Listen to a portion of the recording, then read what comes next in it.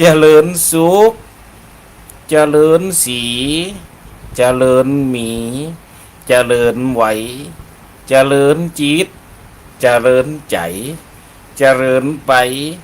ยังศรัทธาบรรดาเจ้าป่อนายแม่เจ้าปี่นายน้องปี่ป้าหน้าอาศรัทธาตั้งหลายตึงหญิงตึงใจคนฟังกูผู้วันนี้เฮาได้มาฟังรายการวิทยุ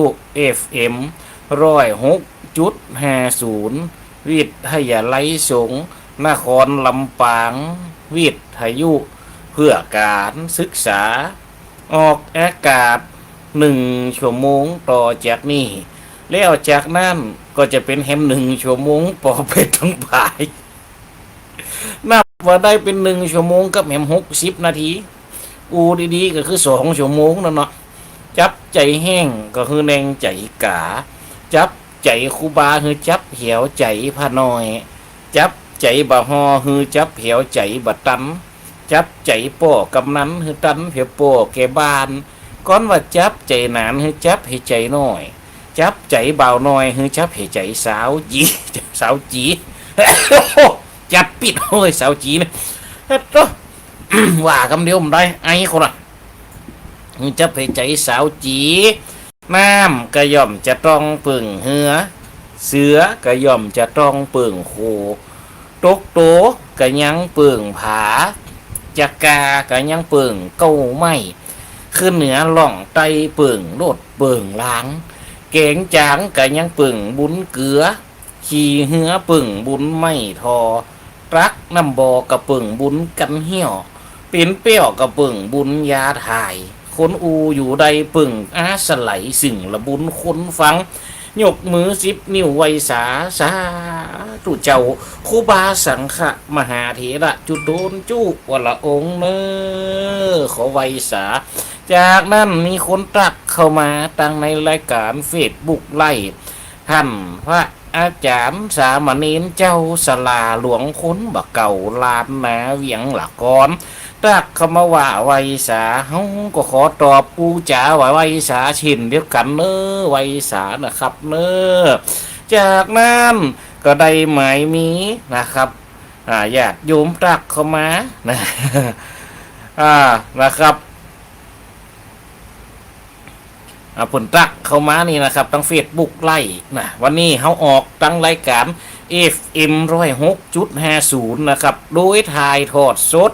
ผ่านตั้งเฟซบุ๊กไล่ของอัตมาภาพซึ่งเป็นเฟซบุ๊กส่วนตัว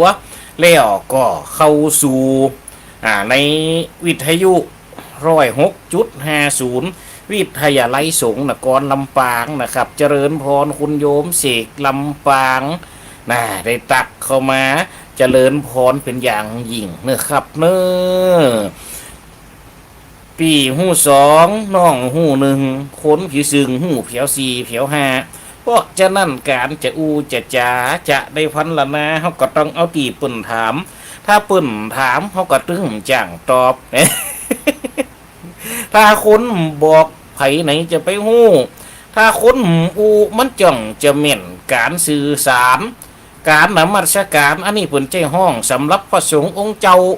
แม่นก็ญาติโยมทั้งหลายลายเฉพาะลานนาแบบเบาเขาก็มีความเคารพนับถือตั้งแต่คนอายุนักกว่าลี่ลงมาจนอายุลำดับเดียวกันดำลงไปกับแหมลำดับ1จนเป็นห้องว่าที่6ขอไวสาอาจารย์สมณเณรตันเจ้าวางระยะนี่ผมบลำได้อยู่วัดเนอนะครับติดกับเฉพาะกับวันพุ่งนี่วันนี้พุธเหี่ยววันจันทร์นะครับกิจการงานออกไปช่วยเหลือออกไปช่วยเหมือนฝูงด้วยกันหับอูหับจ๋าหับพันนาออกไปหับบรรยายก็หลายตีหลายตางนี่ยังอยู่วัดบันไดว่าอย่างใดโอ้บนนี้มุนไปกระดังมากขนาดนักกะให้ฟังกระถามเราติบเอาเฮาไปนี่มันจะยังลูกยังเฮาถูกหามาญาติโยมทั้งหลายก็จำเป็นต่างไปช่วยไปอูไปจ๋าพันละนาช่วยเหลือปุ่นบางผ่องกระติดสมโพธิกระถินโอ้ก็พอเสียงเนี้ยจงปด อัดพวกแหบมดญาติโยมทั้งหลายก็เพราะว่ายังเดินทางไปละตีเดินทางไปแต่ละทางสำหรับวันนี้ก็ต้องขอไว้สาขอระมัสการท่านพระอาจารย์มหาสมชาติเนาะ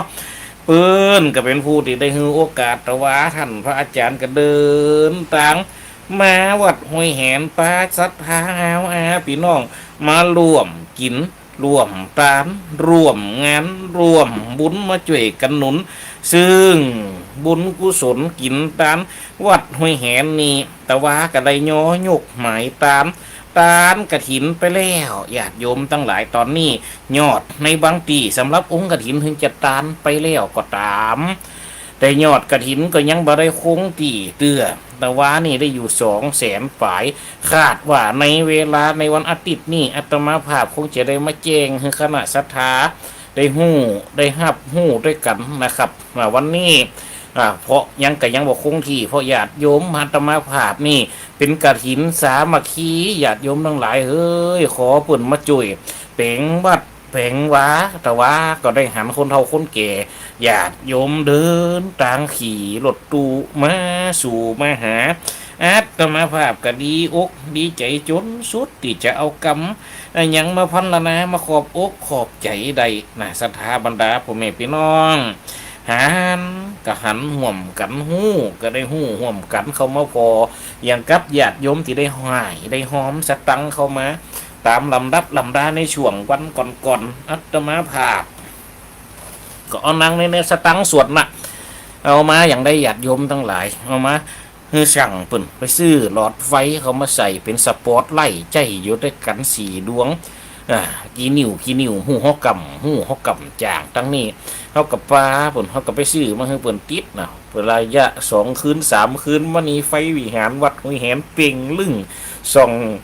ตั้งนอก2 หลอดส่องตั้งใน4 หลอดส่องว่าพุทธรูปแหม2 หลอดเนี่ยญาติโยมทั้งหลายไฟเจงลึ่งนะข้าว่าศรัทธาอยู่ห่วมได้ตานถวายเขาก็จะได้หันพวกครัวตานกฐินอาตมาภาพเข้ามานี่พอคำอินดูกับอินดูคนเราคนแก่เปิ่นเดินต่างจากตีกวงตีไก่พ่องก็มาจากเกาะค้าพ่องก็จากอำเภอเมืองพ่องก็มาจากอำเภอหางชัดโอ้เขาก็ตื่นอกตันใจเนอะญาติโยมตั้งหลายเนอะที่ได้เข้ามาเข้ามาเอวหากันนะพ่องก็เอารถเก๋งมาเองดูเขาก็จัดสาบซึ่งคุณโยมแม่พ่องก็เอาข้าวแตนมาถวายพ่องก็เอาขนมกล้วยเนาะเขามาถวายกูก็จะกินวันนี้เอาเจตู้เย็นไว้ไปกินแต่เจ้าโรแข็งกึกด้วยก็กินโอกะล้ำอยู่นะเอาหือเน้น1 ซ้ำแฮมรอบนะเอาช่วยกันกินสามเน้นโอ้ทุกปีล้ำได้เหรอโอ้คนเฒ่าเปิ่นเนี่ยระดับนี่ป้าโท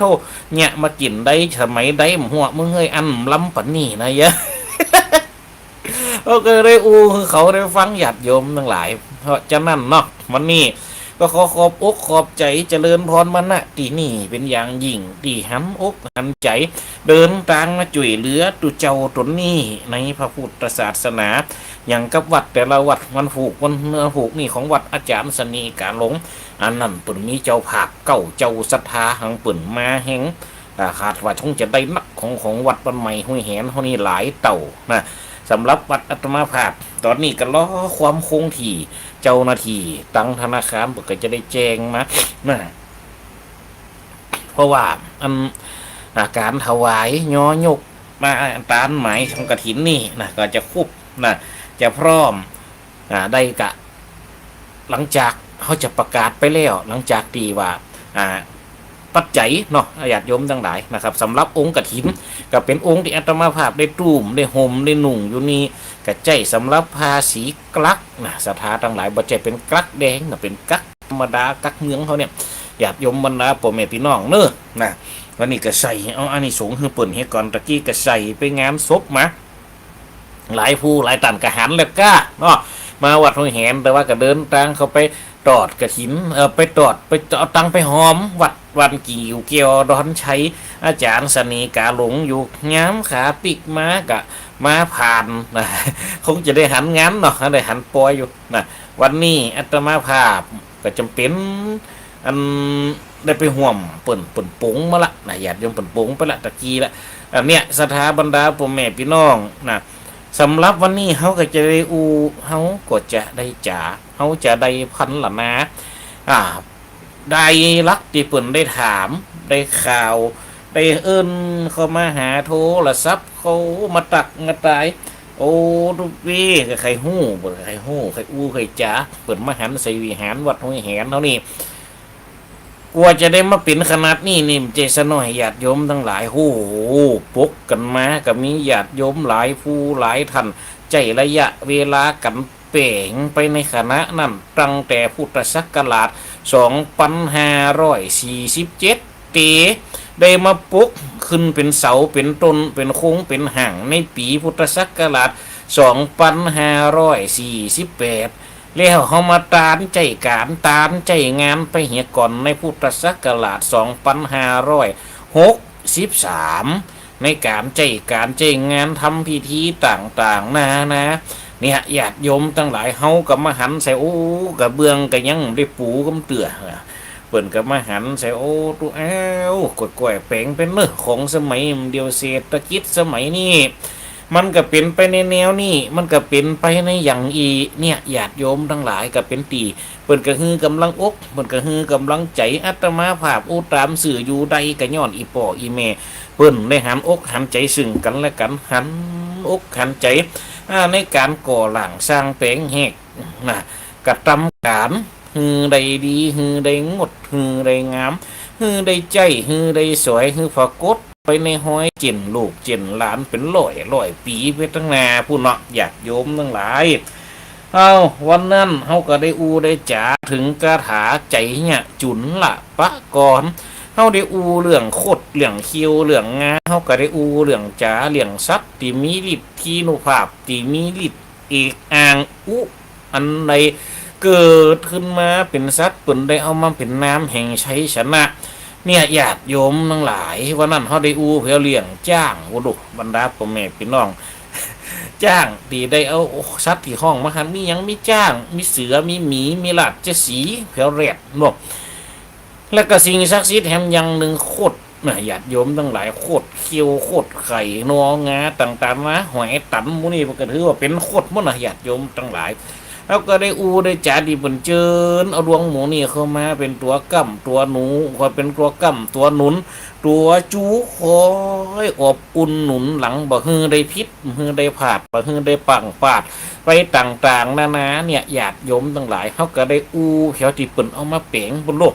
อย่างกับครูบาเจ้าศรีวิจัยคนที่เปิ่นมีฤทธิ์มีเดชเขาก็ได้ไปเรียกมันก็ญาติโยมทั้งหลายอย่างกับพระธาตุวัดเท่านี้ก็มีอยู่ดวงหนึ่งเปิดกระถามก็มาจื่อพระธาตุเจ้าผาควงเป็นครูบาเจ้าสิริวิจัยโยเปิ่นได้มาเป่งเอาไว้วนจอมเขาหยอดโดยเพราะว่ายังกรรมที่เปิ่นได้เจิญเอาฤทธานุภาพมาขนาดได้นับแก่คูเขาหยอดโดยห้อยหนองคลองบึ้งสิ่งที่เอามาเป็นขีดเป็นคันสิ่งที่ฮื้อมาเป็นขักขนาคอยกันเหตุแก่นดินแดนเหมือนกับบ้านเฮากับเมืองเขมรนี่แล้วลูกที่หันออกปัจจุบันนี่เขมรก็ว่าเป็นของเปื่อนไทยเขาก็ว่ามันตอนต่างขึ้นว่าเฮาสุดท้ายก็มีหันปี1ศาลโลกก็ตัดสินให้เขาพระวิหารโยกคือเป็นของเขมรถ้าคนใดได้ติดตามข่าว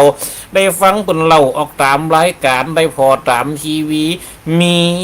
เฮาหันหูหันเฮาก็จะได้หูเฮาก็จะได้เข้าใจบังพ่องติ่มติดตามอย่างเลยก็มีเปิ้นเลี้ยงเขาพระวิหารก็ได้เปิ้นเลี้ยงประสาทตาพรมก็ได้เปิ้นป้าเต้าอย่างกับตัวว่าเฮาก็ว่าเฮาเป็นดีอดไข่หัว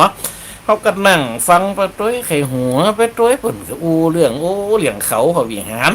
เขมรมันตึงมือของกับเขาเจ้ามันจะได้มันเป็นเขาพระวิหารอันนั้นมาตึงได้มาอยู่ในเฮาสมัยตะกอนเนี่ยห้องเงียบสารโลกเลยฟังสารโลกว่าฉะนั้นเขาพระวิหารจะได้วิหารก็มีเขาก็เข้าใจเลยหมอกเขาแม่คือเขาไปไงกันเอาวิหารไปตีเฮาเนี่ยญาติโยมทั้งหลาย คนเฮาเนี่ยนะมันต้องทันสมัยแม่นก็สมัยมันจะเป็นสิ่งที่มันยุดอยู่หันโลแม่แต่ธรรมเทศนาก็เช่นอย่างการเป็นอากาลิโกเป็นธรรมดิ่มมีการใจได้ทุกยุคใจได้ทุกสมัยเนี่ยญาติโยมทั้งหลายก็จะนั่นจะเฒ่าจะแก่จะได้ก็ตามมาเฮาต้องทันสมัยฮือไว้ก่อนฮู้ถูกเพื่อเอาไว้กันฮู้ตันเพื่อเอาไว้แก่น่ะนี่หู้ถูกให้เอาไว้กันหู้ตันให้เอาไว้แก้ไว้สาท่านพระอาจารย์เนอะนะครับไปซบแม้นะครับหน้าตาก็เลยไขรับไปเนาะฝึกตั้งมาตั้งรายการเฟซบุ๊กไล่เนอะญาติโยมทั้งหลายวันนี้ที่ฟังวิทยุห้องได้หันหน้ากันเนาะระว้าฝั่งกับมาหันอีเมลฝั่งกับมาหันตู้ระว้าแล้วฝั่งกำลังมาหันข้างแหลกโอ้ก็มาหันตัวแต่ไปพอในปะติทินโหพอขาวโจ้โพโจ้แม่นายแม่มาหันตัวแต่ป้าเต้าพยังต่อไฟโลดเนาะโอ้เนี่ยบอกกับมาเพียกกันว่าเป็นยังเขามาคือกำลังโป๊กำลังใจกันสถาทั้งหลายโอ้กระห้องก็เข้าใจเพราะฉะนั้นเขาต้องหูไปตามยุคเขาต้องหูไปตามสมัยยุคนี้สมัยนี้โดยเฉพาะละอ่อนเนี่ยมันเก่งกว่าเขาหลายเต่านะสถาทั้งหลายมันเก่งกว่าเขาหลายอย่างมันเก่งกว่าเขาหลายเต่าขอสุมาขออภัยเนอะนะครับสมัครผ่องกระมีผ่องเป็นธรรมดามันเก่งกว่าเฮาไปหลายเต่ามันเก่งกว่าเฮาไปหลายตางหลอนเนี่ยยุคนี่เพราะว่ามันยังมันมีโทรศัพท์มันไขหูยังมันโกดพอยังร้องหรอโอ้อัน500เนี่ยเขาถามเน้นหรอผลมาขายกลมล้มแกน500ตึกเล่นแล้วเป็นมิตรด้วยกันเนี่ยญาติโยมทั้งหลายถ้าว่าตึงลูกเล่นเนี่ยถ้าเอามีเคียงบินเนี่ยมันจะได้เตรียมแฮมเนี่ยมันจะได้เตรียมแฮมจาก500เตรียมแฮมเตรียมแฮมเป็น900เนี่ยแล้วก็นี่เขาเอามาหันถ้าเขาเอาลูกเล่นเหมือนกันเนี่ยมันเป็นแกน900เนี่ยเอาลองผ้าแล้วคิดแล้วคิดแล้ว8แกนมันตัวบึ้ดเดียวมันตอบได้ละมันสายเขาเบ็ดละได้ละโอ้เขานี่มันนั่งคิดนั่งบวกนั่งลบนั่งคูณนั่งหารโอ้ใจเวลาเป็นนาทีเหมือนกันเขาก็จะกึดปุ๊บเลยละอ่อนสมัยมันเดียวบึ้ดเดียวเป็นว่าเขาไปฟอร์มอย่างมันวุ้ยมันกำโทรศัพท์กระลอกไปฮะนะกองถามปุ๊บมันก็กดติดตอบเขาได้เลยเนี่ยญาติโยมต่างๆมาเป็นของทันสมัยอย่าโอ้อย่างเขาเนี่ยแม่นก็กำไปด้วยมันเลยบางเตือบางครั้งเขากำโอ้พอเลยในแต่ละอันน่ะไปพอในหน้าจอโทรศัพท์เขาบอกดูลายผู้อ่ะมันพิมพ์เลยฮะเมนูของมันอ่ะที่เขาเลือกนะแต่เขาถึงวันนี้ใจกี่อันโหเขาเหี้ยโหออกเหี้ยทายหูเหี้ยอะโลเล่นเฟซเหี้ยมันก็โทรเฟซกับกดคอนติเมตเซนเจอร์ฮันตะอานะตึกเนี่ยมันก็เนี่ยยังกำจ้างเขียงคิดเลขเต็กก็ไปตรวจได้หูปุ่มไปปุ่มเงาบัตรโทรศัพท์จะไปประเดียวกันไปจะมีปุ่มมันกำไม่หรอเนี่ยญาติโยมทั้งหลายเขาต้องทันสมัยมันนะหนึ่งจะหูทุกหนึ่งจะหูเต่าหนึ่งจะหูตั้มญาติโยมทั้งหลายวันนี้อาตมาภาพมาออกแทนท่านอาจารย์เสน่ห์กาหลงเพราะว่าจังหวัดปนนั้นปนติดญาติโยมทั้งหลายติดงานกฐินนะเปิ่นจะตานมันผูกนี่แหละโอ้เปิ่นก็จะแห่เข้ามาอย่างกับวัดอัตมาภาพตะวันเนี่ยก็แห่ของ2คณะก่อนโดก็ได้จากคณะศรัทธาบรรดาเจ้าป่อในแม่เจ้าปีในน้องบ้านเหนือบันไตบันไก่บันไก่บันทกบันออกกอกไตคนเขียวดอนเกี่ยวเมืองปานแห่มาฟ้อ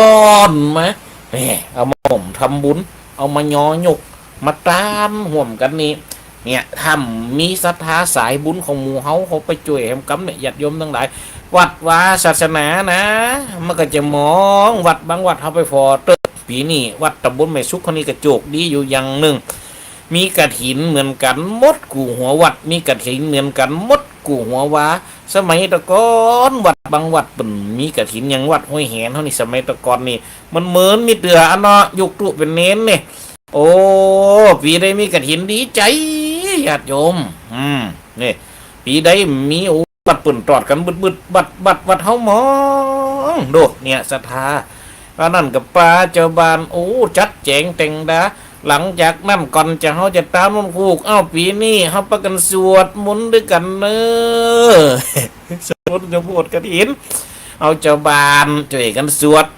ดหยังก็สวดสรพันยะตุพระก็ทำวัดไปให้ก่อนนะโมตัสสะภะคะวะโตอะระหะโตสัมมาสัมพุทธัสสะพุทธังสารานังกัจฉามิธัมมังสารานังก็สวดแล้วหมดสวดมนต์ต่างหากไปแล้วปุ๊บก็ต่อสวดสรพันยะแหมองค์ใดพระสัมพุทธวิสุทธิพระสันดานตรัสมนกิเล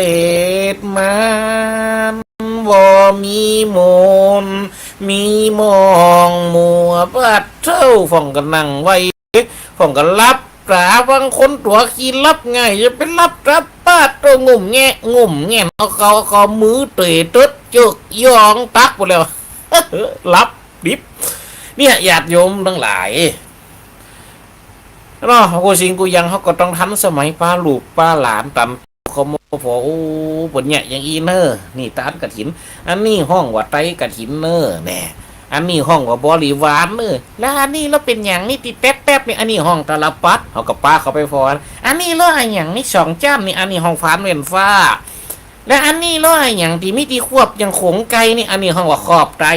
โอ้จะมีดอกตั้งบนเหี่ยไปยังหีดซบกันแล้วจับปากไปขู่กันด้วยปากมาดิเอาดอกย้องหลังกับฟานแว่นผ้าบอกก็มีดอกย้องหลังจะยากกะอู้กันดีๆยังไปพีดกันเนอะคนเราคนแก่กันตามแต่ถ้าดูเอาดอกฟานเงินฟ้ามันก็มีจะยะแว่นฟ้าฮะแว่นฟ้าเงินฟ้าแว่นฟ้ายังไปพีดกันเป็นเส้นเป็นย้อนบรรยายถูกต้องเนี่ยญาติโยมทั้งหลายโอ้อย่างกัดเอานี่วันนั้นกับประกาศฟ้องกระหับจองบนมีความหมายเห็นด้วยโอ้ประกาศไปไผจะเป็นเจ้าภาพเนอะญาติโยมทั้งหลายตานปะลิวานองค์กระถินเราจะเอามาใส่เฮียสำเปานี่ไผจะตานอันใดแม่เอาหมอนกันเด้อดูเด้ออันนี้แมวหมอนยังหมอนหกเอาหมอนหกเอากระเกียมมือเปิ้นผมครับหมอนผาเอาหมอนผาเอาติมไว้เนอะหมอนผามีสองอย่างนะมีแบบติมนี่ติมอันที่นั่งตัวอะไรแฮมยังกับหมอนผาต้นเนี่ยเอาอันที่มีที่นั่งแล้วครับที่มีที่นั่งกับแป้งคือแป้งมาอันจัดไปเลยครับได้หมดครับหมดป้าเธอโหม้วนป้าเธอขายควายอันนี้นะครับยังแม่ครับเกือบ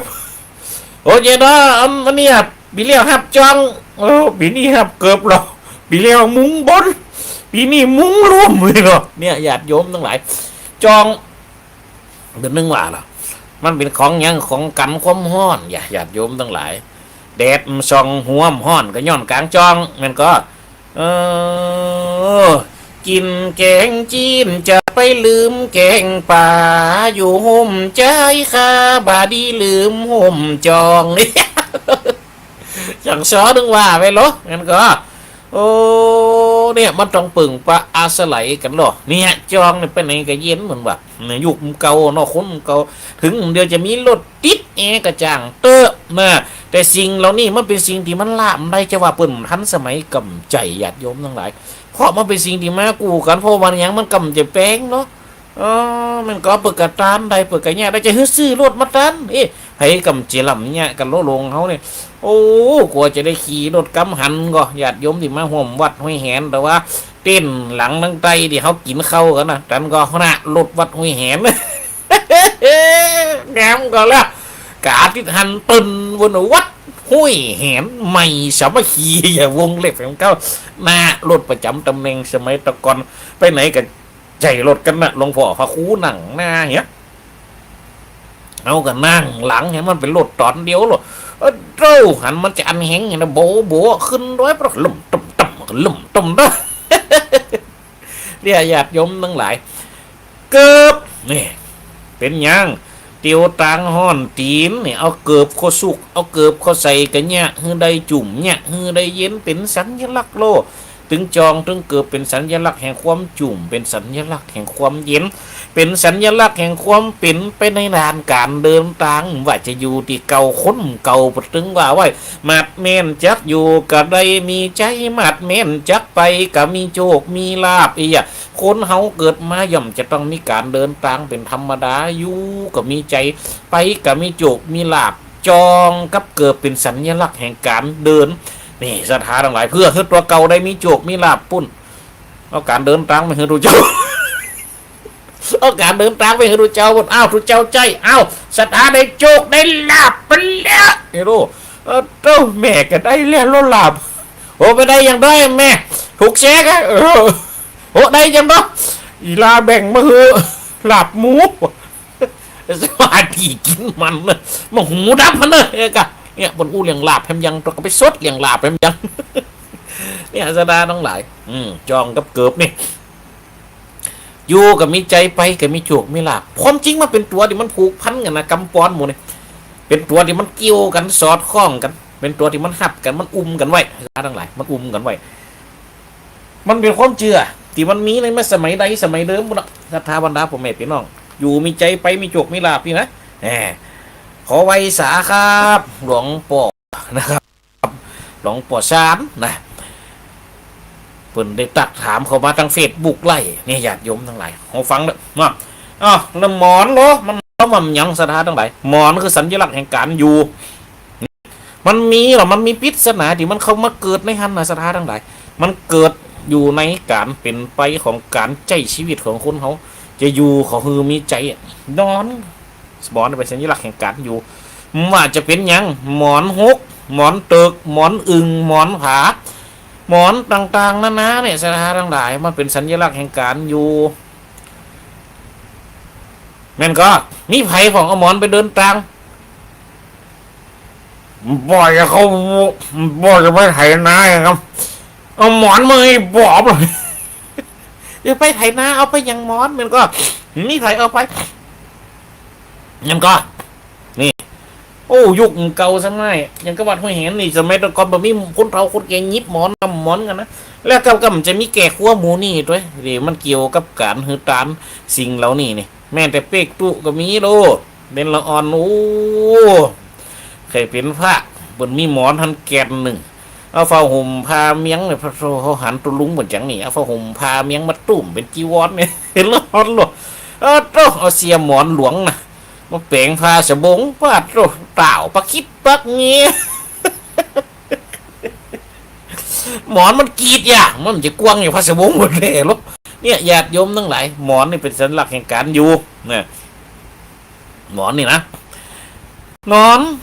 อยู่รับฝันเขาไปฟังทั้งถ้าคนใดก็ตามรับฝันดีๆถ้าฝันนั่นจบสกรรมน่ะสถานใดมันสะดุ้งตื่นให้ก่อนเนี่ยเขาไปฟอดมันจะปีนหมอนอันนี้นะลูกไปเอาที่ไหนไหมอันนี้เขาจังได้ยินเปลี่ยนเขามันก็ฟังบ้านผมทุกปีมันจะได้อันชาวอันนอนรับฝันดีแล้วตื่นให้ก่อนนี่โอ้ถ้าใครคือฝันเรื่องเดิมต่อนี่ใครคือฝันดีอย่างเก่านี่คือปีนหมอนโอ้มันจะได้เอาของที่มันลุดปฏิกี้นะขว้างไปเห็นก่อนเอาของใหม่ขึ้นใหม่มาต่อกันนี่เปิดกับเป็นความเชื่อนี่อยากโยมทั้งหลายเอามาฟังแหมอันก็มาเนี่ยมาฟังดูเก๋นะอันนี้เรื่องฝันมันน่ะด้วยเนี่ยอยู่กับมีใจไปกับมีโจกมีลาบมีอนุภาพภาพแป้ชนะคาซึกชัดทะลุมันอยากโยมทั้งหลายงานอื่นก็มียังพองนะเครื่องมือโยธานาต่างๆที่เป็นกล่องที่เปิดเอามาหันก็หยาดยมทั้งหลายเอาไปเปิดพอแล้วในหันก็มียังพองขบกแห่อันตุเจ้ากับจะหาได้ใจเสียมแห่อันป้าตุกูจะคุดอย่างเสียมมากูจะมาไล่ตั้งที่กรุงแวดวัดนี่ก็อย่างไรเนี่ยไปใดอย่างเป็นตุเจ้ามันก็ศรัทธาทั้งหลายผลก็มาถวายเพื่อเป็นยังเครื่องมือเรานี่เป็นเครื่องมือแห่งการอย่างหยาดยมอะไรไม่ใช่มีดเครื่องทำครัวมอไหถลายปากอันนี้คือเครื่องการใจชีวิตคนเก่าเปิ่นหุมฝากบุญนะหยาดยมทั้งหลายเปิ่นคืดว่าของดีมาใส่เครื่องหมายควตันแล้วเนี่ย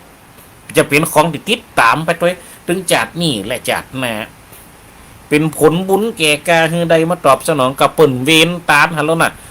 เป็นผ้าไทยเนี่ยคือเข้าห่อเป็นสะเบียงต่อนำตังของกินของตานอันงามเลิศเลี้ยวของใสผ่องเพียวผ้ากุดโจดเจือนี่ปาดุดจะดังเฮียลำใหญ่จักใดข้ามโอข้าวัดประสงสารสู่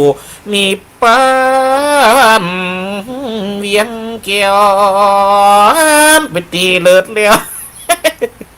เพราะว่าวันยังเปิดขึ้นว่าโลกแน่เนี่ยที่เขาจะไปใจเนี่ยมันมีหรอก็นี่ก็เป็นศาสตร์เด่นแห่งศาสนาพุทธที่มาผสมกับพราหมณ์ก็เหมือนกับในเจ้าในวางพังมันก็ในธรรมใจน้อยจุลละนะ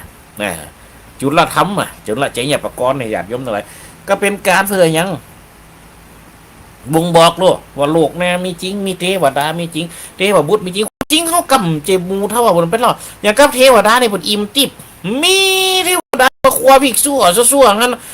วันพรุ่งนี้จะมีงานยิ่งใหญ่เพราะฉะนั้นเทวดาทั้งหมดทั้งมวลเรามาช่วยกันควาพิกวันพกจะเลี้ยงซาจีนแบบนี้เป็นกินบุญของเปิ้นกินบุญของเปิ้นที่เปิ้นมีอย่างนั้นแหละถ้าบุญหมดก็ต้องไปจุดติเขื่อนไปเกิดในที่ใหม่ญาติโยมทั้งหลายแต่ความเชื่อเรานี่มันก็เป็นสิ่งที่มันมีความผูกพันมีความเป็นฉากเด่นของการยังที่เขาเป็นศาสนาผีในยุคเก่าญาติโยมทั้งหลายสืบหอดมาจนเป็นปัจจุบันการเดี๋ยวนี้นะไปเลื่อนไหลไปตามสมัยการเนี่ยสถานทั้งหลายอันเป็นสมัยใหม่มันมีอย่างโลสถานทั้งหลายก็ไปเตะพอแล้วก็มีเสียมปลูกแค่นั้นอันนี้มีประโยชน์ตัวเจ้าบางเถียบางครั้งก็ไปปลูกก็ไม่ตัวเขากำได้เนี่ยก็ใจคุ้มพะเน้นใจคุ้มขยมเนี่ยซื้อดอกวันนั้นก็ไปแวะที่บิ๊กซีก็ไปซื้ออย่างหยาดยมอะไรซื้อต้นดอกเหลียงอินเดียเนี่ยถ้าว่าแฮมสักวางมันเหลียงงั้มสถาบันดาพ่อแม่พี่น้องเหลียงจังหายพ่องเนี่ยกาละพึกใจอย่าพึกมูนี่อย่าทมทั้งหลายเอามาปลูกโอ้สันเตียวหวานอย่างวัดห้วยแหนเขานี่เป็นวัดแพะวัดป่าอย่างกัสถามหาหันก็กาดีในกำแพงนะต้นไม้ป้อนักนอกกำแพงไปนี่ปาดโตเก้าซักนี่โอ้เดือนกุมภานี่เดือนห้านี่โอ้โลโอ้ญาติโยมทั้งหลายพอพระเล่นลุงสู้ใบไม่หล่นหลังหลุมตั้งมองอกมองใจศรัทธาทั้งหลายปึ้งเหมือนว่าเป็นกำจ้อยแต่เลี้ยวพอต้นไม้หล่นใบซอยเลี้ยวพอดูดอยเป็นมือหมอกเมียโอ้มาฟังว่ามันนึงเมียนแต่ศรัทธาทั้งหลายเลี้ยวไปตั้งตรงตั้งนะเกี่ยวก็มาเรียกกัดตัวเพียงมนโอ้โหอะไรอันนี้เป็นกรรมมันเหมือนละลูกแต่บนเกี่ยวไม่เด่นยี่อยู่แล้วว่ามันก็เดียวสมัยเด่นเกียงกับพวกเกี่ยวกับเด่นยี่กับเดียวเนี่ยบดจะเกี่ยวกันแล้วนี่บ้านเฮาเนี่ยมนโอ้โหยังไงมันก็โอ้มันเหมือนอย่างบนโอ้โหกะมันก็เนี่ยกำเมืองเขามันมีชีวิตหรออย่าโยมทั้งหลายโอ้เขากับมาปลูกแวดว่าถึงเวลานั้นปุ๊บมันดอกสถานทั้งหลายองงามเนี่ยนั่นแหละพอเขาไปเครื่องมือโยธาถางกวัดไกวอยู่คือมีใจไปคือมีโจกมีหลับสิ่งเหล่านี้เป็นตัวที่สามมีอนุภาพปราบแป้ชนะคาซึกสัทธลูแม่นก็สิ่งพวกนี้นะถือว่าเป็นอาวุธในทางอย่างหยัดยมทั้งหลายอาวุธที่มันมีที่คนเขาใจในชีวิตประจำวันที่พอจะเอาพอจะเอาถางพอจะเอาเสียงาพอจะเอาฟันไม้พอจะเอาโบะหลัวพอจะเอาเนี่ยให้ทำครัวอย่างต่างๆนานาใดเนี่ยเป็นสิ่งที่เป็นปรากฏขึ้นอย่างมันปรากฏในสามอย่างฮะเราอยู่มีใจไปมีโจกมีลาบมีอนุภาพปราบแป้ชนะคาซึกชัตถลูญาติโยมทั้งหลายสิ่งเหล่านี้นะเพื่อกำจัดอุปสรรคที่มันจะมาเกิดขึ้นในชีวิตสักต่างๆนะคือมันได้ไปคือมันได้ก้ามคือมันได้หายคือมันได้หนีนี่จากที่ห้อนที่ให้กับกายมาเป็นดีจากที่ดีขึ้นกว่าเก่าแฮมร้อยเต่าปันปุ่นปุ่น มีสุขกายสุขใจสุขถึงไปในสุขถึงไปนอกไอ้ล่อในกำปอนเก่าเดี๋ยวเขาจังหันผักกดจุดเจียแม่แต่กำมัดมือก็ยังกันยังมัดมือเบียงซ้ายขวัญมามัดมือเบียงขัวขวัญอยู่30จ่องขวัญโปแม่แห่งเจ้าบอกไปตั้งใดโปของเจ้าจะเลี้ยงฮือเหลียแม่ของเจ้าจะเกียฮือยิ้มมือเจ้าปันใหญ่ปันมาปันใดเป็นพระเป็นเจ้าเข้าวัดเขาว่ากำวาระพุทธศาสนาจนแง่แก่จนเท่าจนหัวงอกเหมือนดาวจนหัวขาวเหมียนไฟเป่าไงหรอหุดพุดขวัญมากำมือหน้ามันก็โอ้ม่วนจะตายกำมัดมือนี่อัดเต้าเขาก็ไปเจอมานะบางฟ่องมัดเต้ามัดมือมปอเอาไปมาเกิดมาเป็นตู้เจ้านี่กับปะอยู่หลายอย่างเหมือนกันนะคนประเภทที่ปึกกับปึกคนประเภทที่เอาแต่ใจก็เอาแต่ใจประเภทใดเขามาหาตู้หาพระก็มีหันหมดเขาก็หีบไปเตดก็หีบลุกตั้งแต่ตี 4ตี 5เอารถมาจอดเกิดประตูหันก็จะไปมันรถมาจอดเกิดประตูค่ะก็จะออกพิงพังออกไปเตดทำสุดลงรถว่าพระอาจารย์หลวงพ่อค่ะว่าโอ้คุณครูมีอย่างจ้าเอกะดูขอทำบุญก่อนได้ไหมคะทำบุญอย่างนั้นบุญวันเกิดค่ะใดมดทำบุญวันเกิดนี่กำเดียวมันจะเหมือนเอามาเลยก็สั่งมันเข้ามากัดเอามาถึงในกุฏิเขาก็เป็นนางถึงหงหลวงก็เป็นนางนาพระเจ้าเขาก็ไปเฝ้าอยู่นาโตะหมูเอาพามาเกี่ยล้อมันเสียมืดขึ้นหงมากับยังมาสักเดียวขึ้นหงมาปุ๊บเอาสังขทานมาตั้งยังกระติกมันซ้ำสีชมพูออดฮอดนี่ไง เอามาย้องส่องแม่เขาเห็นแล้วก็ถ้าจะบ้านมันอาจจะแปลงไม่เหมือนหนอสังขทานนี่ฝึกตั้งนั้นสีชมพูจะดีปีนแม่เพิกแม่เฮ้ยในแจ๊แฟ่แองลีนเคียดนะเด็ดซองไงป้าตุ๊ร้านได้พอเนื้อมึงซื้อมานี่กูก็พอราคาหนึ่ง400ไปกันเอ๊ะก็เป็นห่วงวันเนาะโยกเอาขันโตกมาย้องในขันโตกก็มียังพ่องจีนทอดปลาหมึกทอดปลาบวงทอดโอ้จีนแดดเดียวจีนแดงโอ้ทอดหอมสวดแท้เป็นโตมีเขี้ยรวมมาวางกันสีต้องก็สีต้องเลยก็ต้องสีฝาสีม่วงต้องที่2แล้วก็สีชมพูต้องที่3สีส้มต้องที่4สีขาวต้องที่5ต้องที่5แล้วก็สีแดงโอ้ยังฝีหุ้มเมยเกณฑ์เดี๋ยวกันเดี๋ยวก่อนนะใครยังไม่ประเคนก็เดี๋ยวรออย่างไรมาโยมเดี๋ยวก่อนค่ะเดี๋ยวไปเอาเจ้าของวันเกิดมาก่อนค่ะโอ้เจวันเกิดอาจารย์ก็ไม่ใช่ค่ะไม่ใช่วันเกิดหนูค่ะหลวงพ่อรอแป๊บนะคะหลวงพ่อค่ะได้หมดไปเอาเจ้าของวันเกิดมาเนอะกะเว้นไผ่ลูกของมันเกิดลูกสาวเองค่ะลูกสาวของคุณลูกสาวของหนูเองค่ะว่าไปเอามามันกัดลงหงไปเขาก็ไหลเอามืออังโอ้ปลาหมึกทอดเขาอุ่นจะลุ่นนะมืออังปากถ้วยว่าโอ้จีนทอดนี่ก็ซี่โค้งมันจะอุ่นจะลุ่นอันนี้เหรอปลาบวงอุ่นจูนลุ่นป้าตัวเดทาว่ามึงตานแล้วกูจะเอากำกินเนี่ยไปกินมึงเฮ้ยกะเกิดในใจเนี่ยก็จะไปกินคนตานก็จะหีบไปเตะทำเนี่ยก็เกิดไปคือมาโหกะคูนี่มันสาวเท่ามั้งจ๊ะมันเอาลูกสาวนี่มามีเขาก็เกิดได้ใจแต่แล้วมันเอาอย่างไรสักบึดอย่างขึ้นหงมาปาดโธ่โอ้ยขนปุสุยหุยแบบใส่เตียวใส่เสียใส่เฟียวแว่นตาปุ๊บฟูกโบเป้แว่แบบปาดเฮ้ยเป็นว่าแกเอาหมาไปลูกตายแล้วค่ะเอาหมาเป็นลูกอุ้มหมามาย้องกันบอกปุกกี้ประเคนสั่งกระทานหลวงพ่อสิลูกกับป้าโทษแล้วหมามันจะไปหูอย่างกำว่าเกณฑ์เป็นยังไงเท่ากุมก็จะเลี้ยปลาบวงดอดก็เท่าเพียวหมามันกินเลยให้เงี้ยจะได้ถอดเกียกงอกมันใส่เกียกสีขอนก็ลูกเขามามีสีดีนะมันจะมีมือแล้วถอดเกียกงอก กำตีนหน้าหมายู่คันโตคือเขาก็จะเป็นฮับแล้วก็ฮับหัวตึงคันโตฮับหัวตึงหมาเนาะแล้วยังหวานเนาะโต้ปลาบวงทอดอยู่ตรงกลางมันเนี่ยมันกลมเลี้ยกับป้าโต้ห่อนะสุดท้ายขายสิริเกาป้าโต้น้ำลายหายเหยื่อเปลือกเปลือกเปลือกป้าโต้ก็จะเป็นปั่นปอนไปเจอปั่นปอนเร็วมดเขากำลังจะลุกอย่าเพิ่งลุกสิค่ะหลวงพ่อจะรีบไปไหนโอ้ยังให้โยมเดี๋ยวก่อนค่ะหนูมัดมือให้ลูกสาวหนูก่อนสิค่ะหลวงพ่อว่าป้าโธ่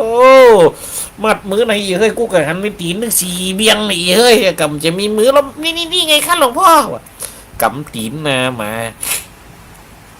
เนื้อเขาไงป้าโธ่เขาก็จะเป็นนะกะมัดหัวตึงก็เป็นมัดหรือมันนะกะป้าโต้แล้วหมากำจะหูเต้เห็นนะค้างเสียวแง่ลองเกิดว่าเอาหมาหน่อยอย่าป้าโต้มันจะหูกินแล้วพิษกินมันจะเจ้าของมันก็จะชัดเท่ากันเลยกัดจังจะได้โยมมันจะครบแต่ไม่กัดแล้วค่ะหลวงพ่อลูกสาวยิ้มให้ก็ว่าป้าโต้มายิ้มมือกูอย่ามือเอ้ยมาแงบมือกับตัวมึงเอ้ยกูโยกนกกระดิกนี่บุกมันคนหนึ่งหมาลูกสาวแค่ยิ้มให้ก็ป้าโต้มือกูอาบไปเลยก็เยอะจริงๆหลวงพ่อมือครั้งหนึ่งถ้าก็ใจจัดการเงียบมือกำมือครั้งหนึ่งกำปากหมาบ่ลูกมือครั้งหนึ่งยืนตีนหน้าหมาเขาก็จะเป็นมัดนะกะแล้วก็กำมัดมือนี่อุตามสื่อตัวเจ้าเป็นตุมันนี่เขาเฮียนมาหมดกำมัดมือเลยมัดมือคนเฮาเหมือนว่าจะได้มัดมือละอ่อนกุ้มเกิดอย่างกับหยำเดี๋ยวนี้ผลว่าจะได้มัดมือแต่งงานว่าจะได้มัดมือสังกะฮะปะปึกตามปอยตามล้ำส่งสการนั่นครับว่าจะได้เขากะเฮียนมาหมดแล้วกำมัดมือหมานี่เขาเมียนกำเตี่ยมันก็ยืนตีนนะหมาเขาก็เกิดเอากำอย่างตั้นก็เกิดเอากำมัดมือละอ่อนนะกะรีใช้เขินเนาะมันว่าจะอีกับไปว่าแฮมยังครับแม่มันยืนตีนนะหมาเขาหลวงพ่อมัดเลยว่ากำจัดไม่กับมัดอากาศมัดมือเบียงซ้ายขวัญมามัดมือเบียงขัวขวัญอยู่32 ขวัญบอกคือไปตั้งใดปอเนี่ยนี่มันจะเลี้ยงฮือเหลียมันจะเกียฮืออิ่มโดยเพศดีกลิลีมึงอยู่ดีไปลึกไปให้มึงจะไปคบเกิบมึงจะไปคบเกียกมึงจะไปขี้เหอะมึงจะไปขี้เหี้ยขนมึงหยุยออกมึงจะไปเป็นเฮียนเดี๋ยวมันจะมาละวัดพวกเทคสกัดหัดขอดจักเป่าหัวหมามกำเจ้าก่อนไงมันสมัครเรียกว่านะแล้วก็หมาลงหงไหมเขาก็จางจะได้เอาห้องฟน้อยมาเอ้ยกินข้าวไปอ่ะน้อยหลุดมาตุบอะไรที่เราไปกินอะไรดีครับไม่อยากกินอะไรผมจะกินปลาทอดครับไปกินนี่ก็ยังครับพี่กูหันหมาเลี้ยตะกี้นี่ว่ามันคล้ายเสดีเกาแล้วมึงจะกินไงอันกินที่ไหนนี่ครับทุกปีปินโตบะแกกันทุกปีมึงยกมาเลยมานี่สีอะปินโตผีหุ้มเนาะมันจัดการเลยบะเนี่ยเต้าเพียเอาเน้นเอาปินโตมาตั้งเปิดขากระเล็กเก๊กง้างขาปินโตออกเปิดผาปินโตฟอปัดเท่าอาหารจันแรกอาหารหมาเป็นเม็ดบอลลุ่นคุณหินมีตึงสีเขียวมีตึงสีแดงปัดเตอร์อันนี้ก็เป็นหูปลาโลมันซ้ำอันนี้ก็เป็นหูปลาเตอร์เฮียกะโอ้พอหน่อยทำเป็นอาหารจะเป็นจะนี่วะถ้าจะอาหารเสริมมาเฮ้ยอะวันนี้จะได้กินนะพี่เอาใส่นมกินนะมาเนยเนี่ยญาติโยมโอ้เมื่อเป็นไปตามยุคเป็นไปตามสมัยหรอสมัยการคือได้เคลื่อนคือได้เลื่อนไปสถาบรรดาผมแม่พี่น้องเนี่ยนะสถาทั้งหลายเป็นการตานเนี่ยเปิดตานเพื่อเฮือยางอยู่มีใจไปมีโจกมีลาบมีอนุภาพพาแป้ชนะคาซึกชัทลูบุญกัมบุญจูหรอเขาก็ไปพอแต่ละตีแต่ละแห่งแต่ละตางเปิดแห่กระถินเขามาพ่องก็เอาจ่อนำ พร้อมก็เอาธงน้ำธงเนี่ยต้องมีหูบนะเป็นลักษณะแห่งเปิ่นประมันนะส่วนมากเขาหันเป็นลักษณะแบบใดสัตว์สี่ตัวจะเคนางป่าตะขาบเต่านี่ศรัทธาทั้งหลายเต่าน้ำนี่วันนี้จังหันมีกวัดสมัยตะกอนนี่ถ้าว่าเปิ่นตานกระถินแล้วปุ๊บมีคนจองกระถินแล้วปุ๊บเปิ่นจะเอาธงกระถินนี่มัดห้อยหรอกเดียวนี่มันได้ละว่าเป็นทีละถึก เอาเก็บไปเป็นทีละถึกมัดสลาบรรดาผมไม่พี่น้องวัดได้หูกระถินมีกระถินหูฟอกำเนี่ยนะพอตั้งเฟซบุ๊กโอ้กระถินวัดนี่แล้วแล้วนี่จะหูตาอันนะญาติโยมทั้งหลายนอกนั้นบาเลียญาติโยมทั้งหลายเพราะว่าเปิ่นเอาอย่างเอาไปเขียดเอาไปติดล้านเอาไปติดบานติดหอติดเฮียนนี่ญาติโยมทั้งหลายจอละเคเขาก็ไปฟอดกาบดอกบัวเห็นนอนมืบจะเลือเปิบมาเธอฟอสิล่ะจะมีความสุขนางสุวรรณมัดสาตั้งบุญขึ้นมาเป็นแม่หญิงตั้งลุ่มนู้นเป็นแหงป่าหรอนี่ญาติโยมทั้งหลายเปิดกระจัดเจียงขึ้นมาเอาตะขาบกาบดอกกุหลาบเฮลโลตัวยาวเรียนกดไปกดมาติดอยู่ในธงกันเนาะอันนี้ปอฟอไปแหมกำปัดเตออันนี้ยังเท่าน้ำตัวใหญ่เต้ใหญ่ว่าไม่เอาเท่าน้ำเด้อตานแล้วเอาไปยังอายุจะได้มันยืนยาวอย่างเต่าเนี่ยวะเนี่ยศรัทธาทั้งหลายเพราะเป็นความเชื่อความจริงแล้วมันก็มีความหมายหาเพื่อนแหมปมมันแต่เขาจะอูในแหมในระยะเวลาแหมวันหนึ่งบุญวันติดปุ่นเขาจะอูกันนี่วันนี้เพราะว่ายังตุเจ้าเข้าหวบกันเป็น2 ชั่วโมงปุ่นเบิดหนึ่งเขาจะได้อูเรื่องยังเรื่องนี่เปิ่นถามมาวันนี้เปิ่นถามเรื่องยังเปิ่นขอเขาอูเรื่องยังคนใดไผใครคือเขาอูยังกัดโทรเข้ามานะญาติโยมทั้งหลายโทรเข้ามาในสายโทรเข้ามาในสายมาอูมาจ๋ามาถามมาไทยกันได้ญาติโยมทั้งหลายมาถามมาตักมาตายมาปรึกษาอย่างก็ได้อันใดที่ตู้หู้พอตอบได้ตู้ก็จะตอบอันใดที่หู้ตอบได้เขาก็จะเลี้ยวหายไป เขาก็จะเลี้ยวหายไปฮะนะมันมีอย่างโลสถาบันพ่อแม่พี่น้องอ้าวเจริญพรเนออันนี้แม่ยายพรร้องวัวแดงไต่โทก็มาเจริญพรโยมแม่ยายพรเนอตั้งปุ่นได้ยินชัดนี่ก่อฮะว่าจะเห็นได้ยินจัดทีได้ยินจัดทีแหละมีเสียงยังรบกวนนอพอดีตั้งฟีกับเปิดพัดลมแม่ก่อนนะเปิดเนี่ยมีเสียงพัดลมชดเข้าไปก่อนนอมันมืดตัวนะตั้งฟีกับมืดเป็นกันตะกี้ห้าวมาสัวสักหน่อยนึงละไม่ได้แล้วมาจุกนะตั้งฟีกับตุกหอตะกี้ตุกแล้วกำเนื้อลำเดือดหายไปหูเหี้ยเมียนมากำเดียวแล้วจะได้รู้ดิพูดนะถ้าจะขึ้นไปเอวหากระถินวัดสนีกะหลงบ่เนาะวันนี้นะฝนมามืดประจังเถอะจะมาตอบคำถามว่า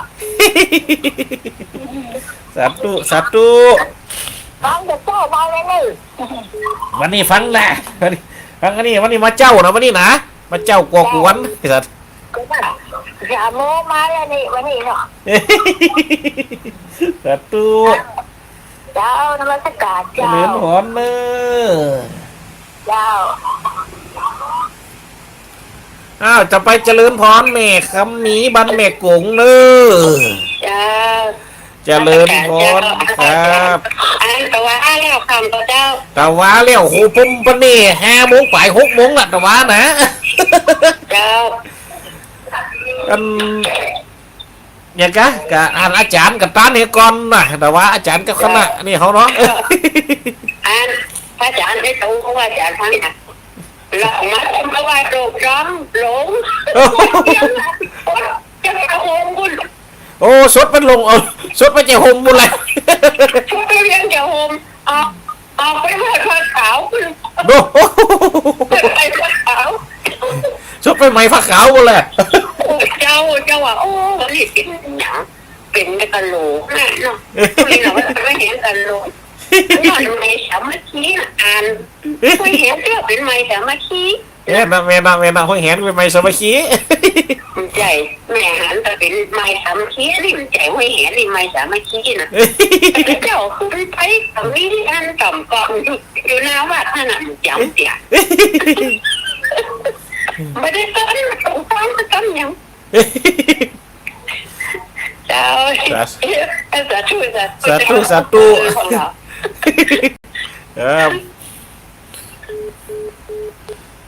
อ้าวอันนี้เปิดกระโทรมาปั่นมาบอกข่าวกัน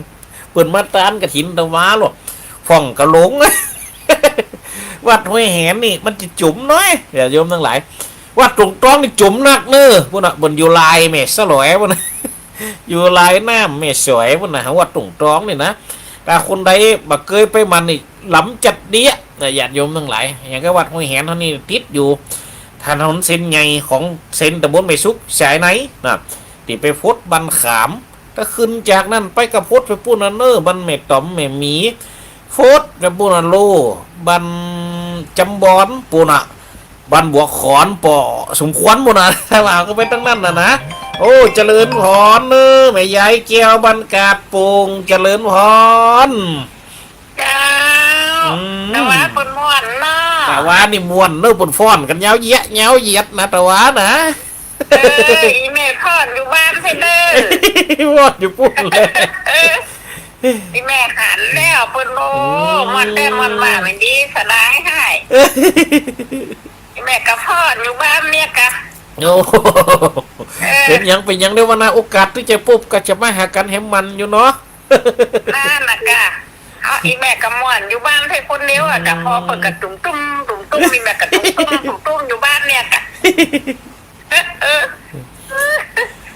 เป็นอยู่นี่คนเดียวหมอนคนเดียวเป็นยังอ่ะมันบุญมันหึงกันอย่างไรเหรอนั่นน่ะ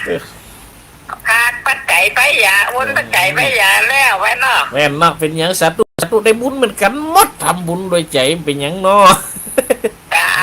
เดี๋ยววันนากับมาหากันแฮมใหม่เนอะ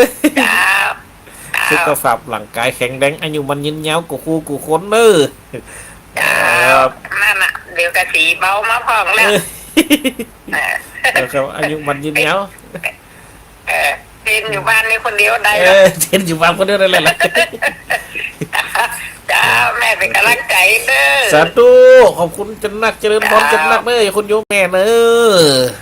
จ้า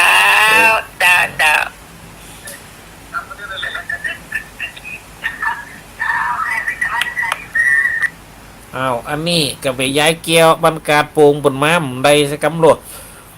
เพราะคนขับรถเปิดกดเดียมมาได้อยู่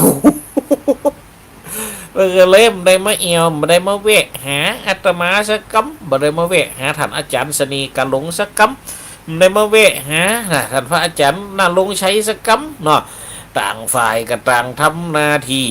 นะปุ่นมาได้ลูกหลานกับป้ากันติดการติดงานเนี่ยญาติโยมทั้งหลาย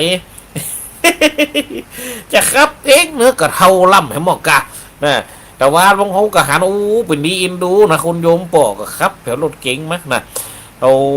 ตาปิวก็ครับรถตูเอาจวานหยัดพี่น้องติดตามตัวมากันเขาหันกับเป็นติกัดอกกัดใจก็มีความปิติศรัทธาทั้งหลายนะมีความปิติเป็นอย่างยิ่งนะที่เขามาแวะมาแอวหักกันนี่นะศรัทธาบรรดาพ่อแม่พี่น้องมาห่วมกินห่วมตานกันนี่เนี่ยญาติโยมทั้งหลายบุญกินดานต่างๆนานานี่มันเป็นตัวที่นำจักเข้ามาสถาบันดาพ่อแม่พี่น้องเนี่ยมันก็มีความหมายของแต่ละอย่างนะญาติโยมทั้งหลายการมีกฐินนี่เปรียบการเป๊กลูกเป๊กเต้าปุ่นอ่ะบนนึงเปรียบปุ่นอ่ะสถาบันดาพ่อแม่พี่น้องเขาก็พอเครื่องกำมันแหละมีมดนะครัวกฐินนี่นะญาติโยมทั้งหลายวัดวันนอกอย่างเขาสมัยเพียรตนเพิงตนอ้อยตนเตียนตนสะปะสะเป็ดเอามาเฮเข้ามาด้วยกันหรอกแต่ว่าก็ได้ญาติโยมนะจากบ้านนนเกียวก๋วยเตี๋ยวนายก้อผลก็เอาห่วมเข้ามาแห่เข้ามาเป็นนกยุงทุจัดใหญ่สะท้าทั้งหลายเสียดายผมได้ถ่ายหูไปแล้วเขาก็ขึ้นหนังเตียนไปเนี้ยโทรศัพท์กับได้ถ่ายไว้สักกำเป็นแห่เห็นเคลื่อนข่ายง่ายเขามาว่าโต้ขบวนเงาเย็ดเนื้อ กระบวนจากบันดอนแก้วเมืองปานเขามาจุ่ยเห็นเนี่ยญาติโยมทั้งหลายบุญกินตานอยู่ไหนก็ถึงกันโดยเฉพาะในยุคนี้ในสมัยนี้ญาติโยมบรรดาพ่อแม่พี่น้องแต่ละวัดแต่ละวานะก็จัดขึ้นมาเพื่อให้คณะศรัทธาได้ร่วมกันทำบุญหมายตามยอยกเนี่ยศรัทธาทั้งหลายได้แหมกัมเขาก็จะได้เขาก็จะได้จ่าเขาก็จะได้พันละนาเต่าที่เพิ่นได้ถามมานะญาติโยมทั้งหลายเต่าที่เพิ่นถามมาเพราะว่ายังเพิ่นไปได้ยินเขาก่อนนานคนเดิมนะเพิ่นยังว่านะเพิ่นเล่น Facebook อยู่ หลานเพิ่นเล่นนี่เด้อเพิ่นก็สั่งเขามาติดตามเขาก็มาไล่เลื่อน Facebook พอเพิ่นมาหันใส่พิธีกรรมการตานวิหารของนั้นเฮาวัดแหนเฮามีการตานวิหารในการตานใจละวิหารหลังนี้หรอญาติโยมทั้งหลายตานเพื่อใจไว้ก่อนตอนนั้นนะเฮาก็มีการเปิดสายตาพระเจ้า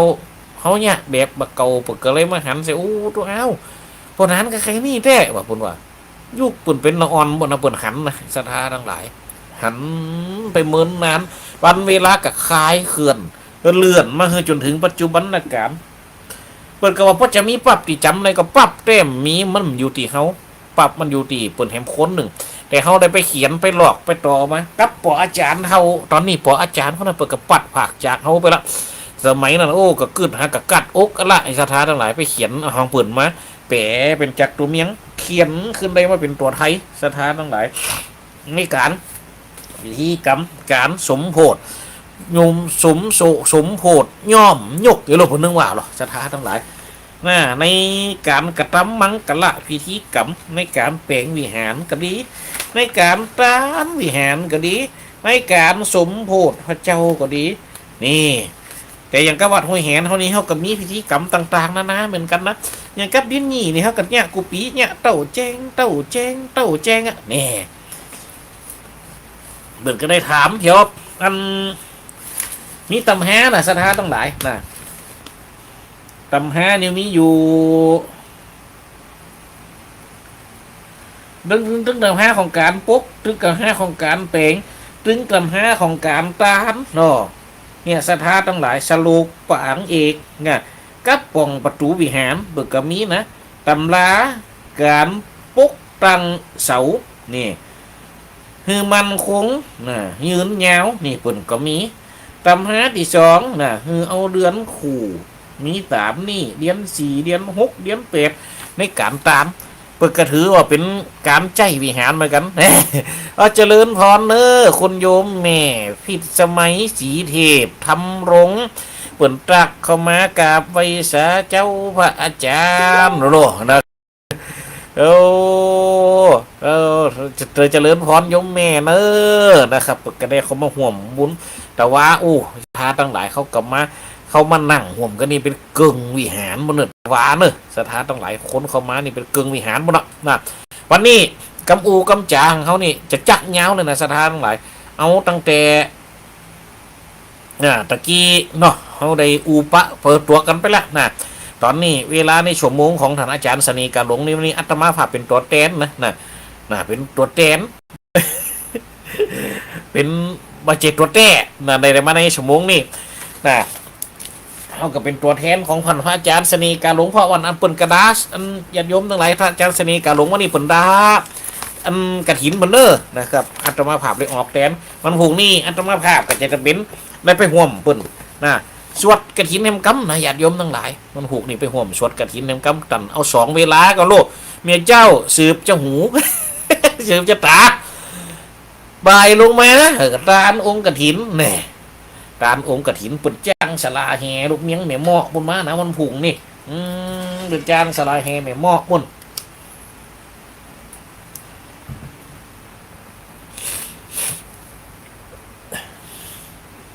นั่งแห่กฐินของปุ่นเพราะ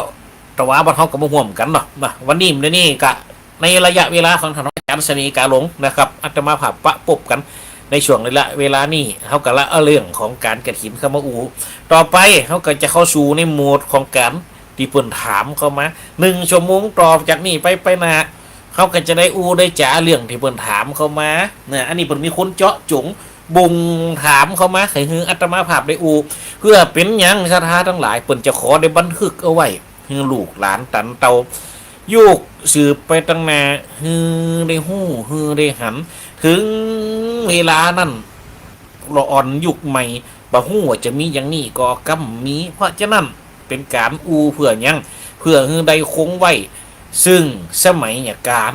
ปัจจุบันการย้อนไปหาอดีต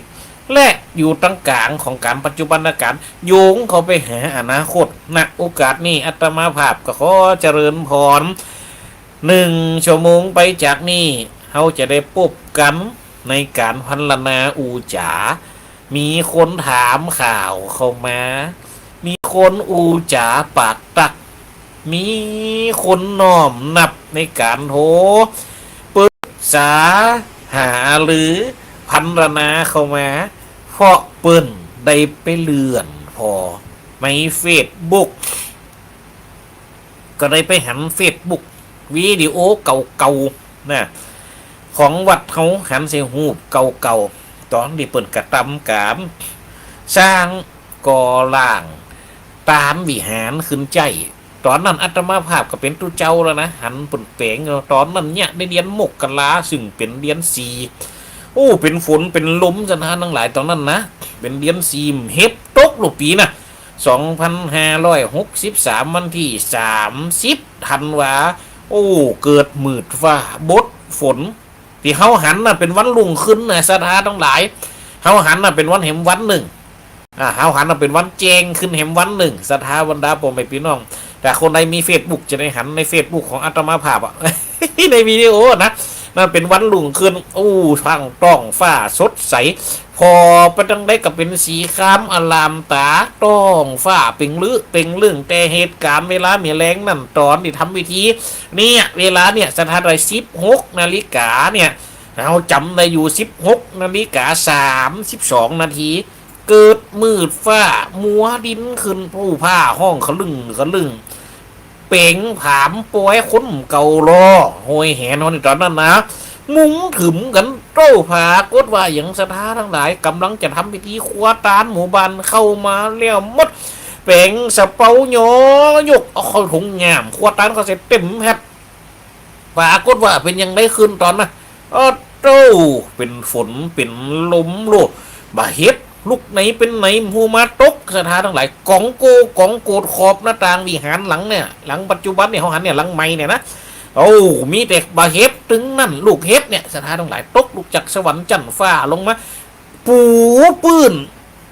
ทายหุบกันอยู่ลูกปดโต้ขาวพะเลียดตกลงมาเลยมายั่วแหมกำขาวเปาะขาวปอนพอพนังได้กับมีกำเฮ็บพอยังหิมะตกนี่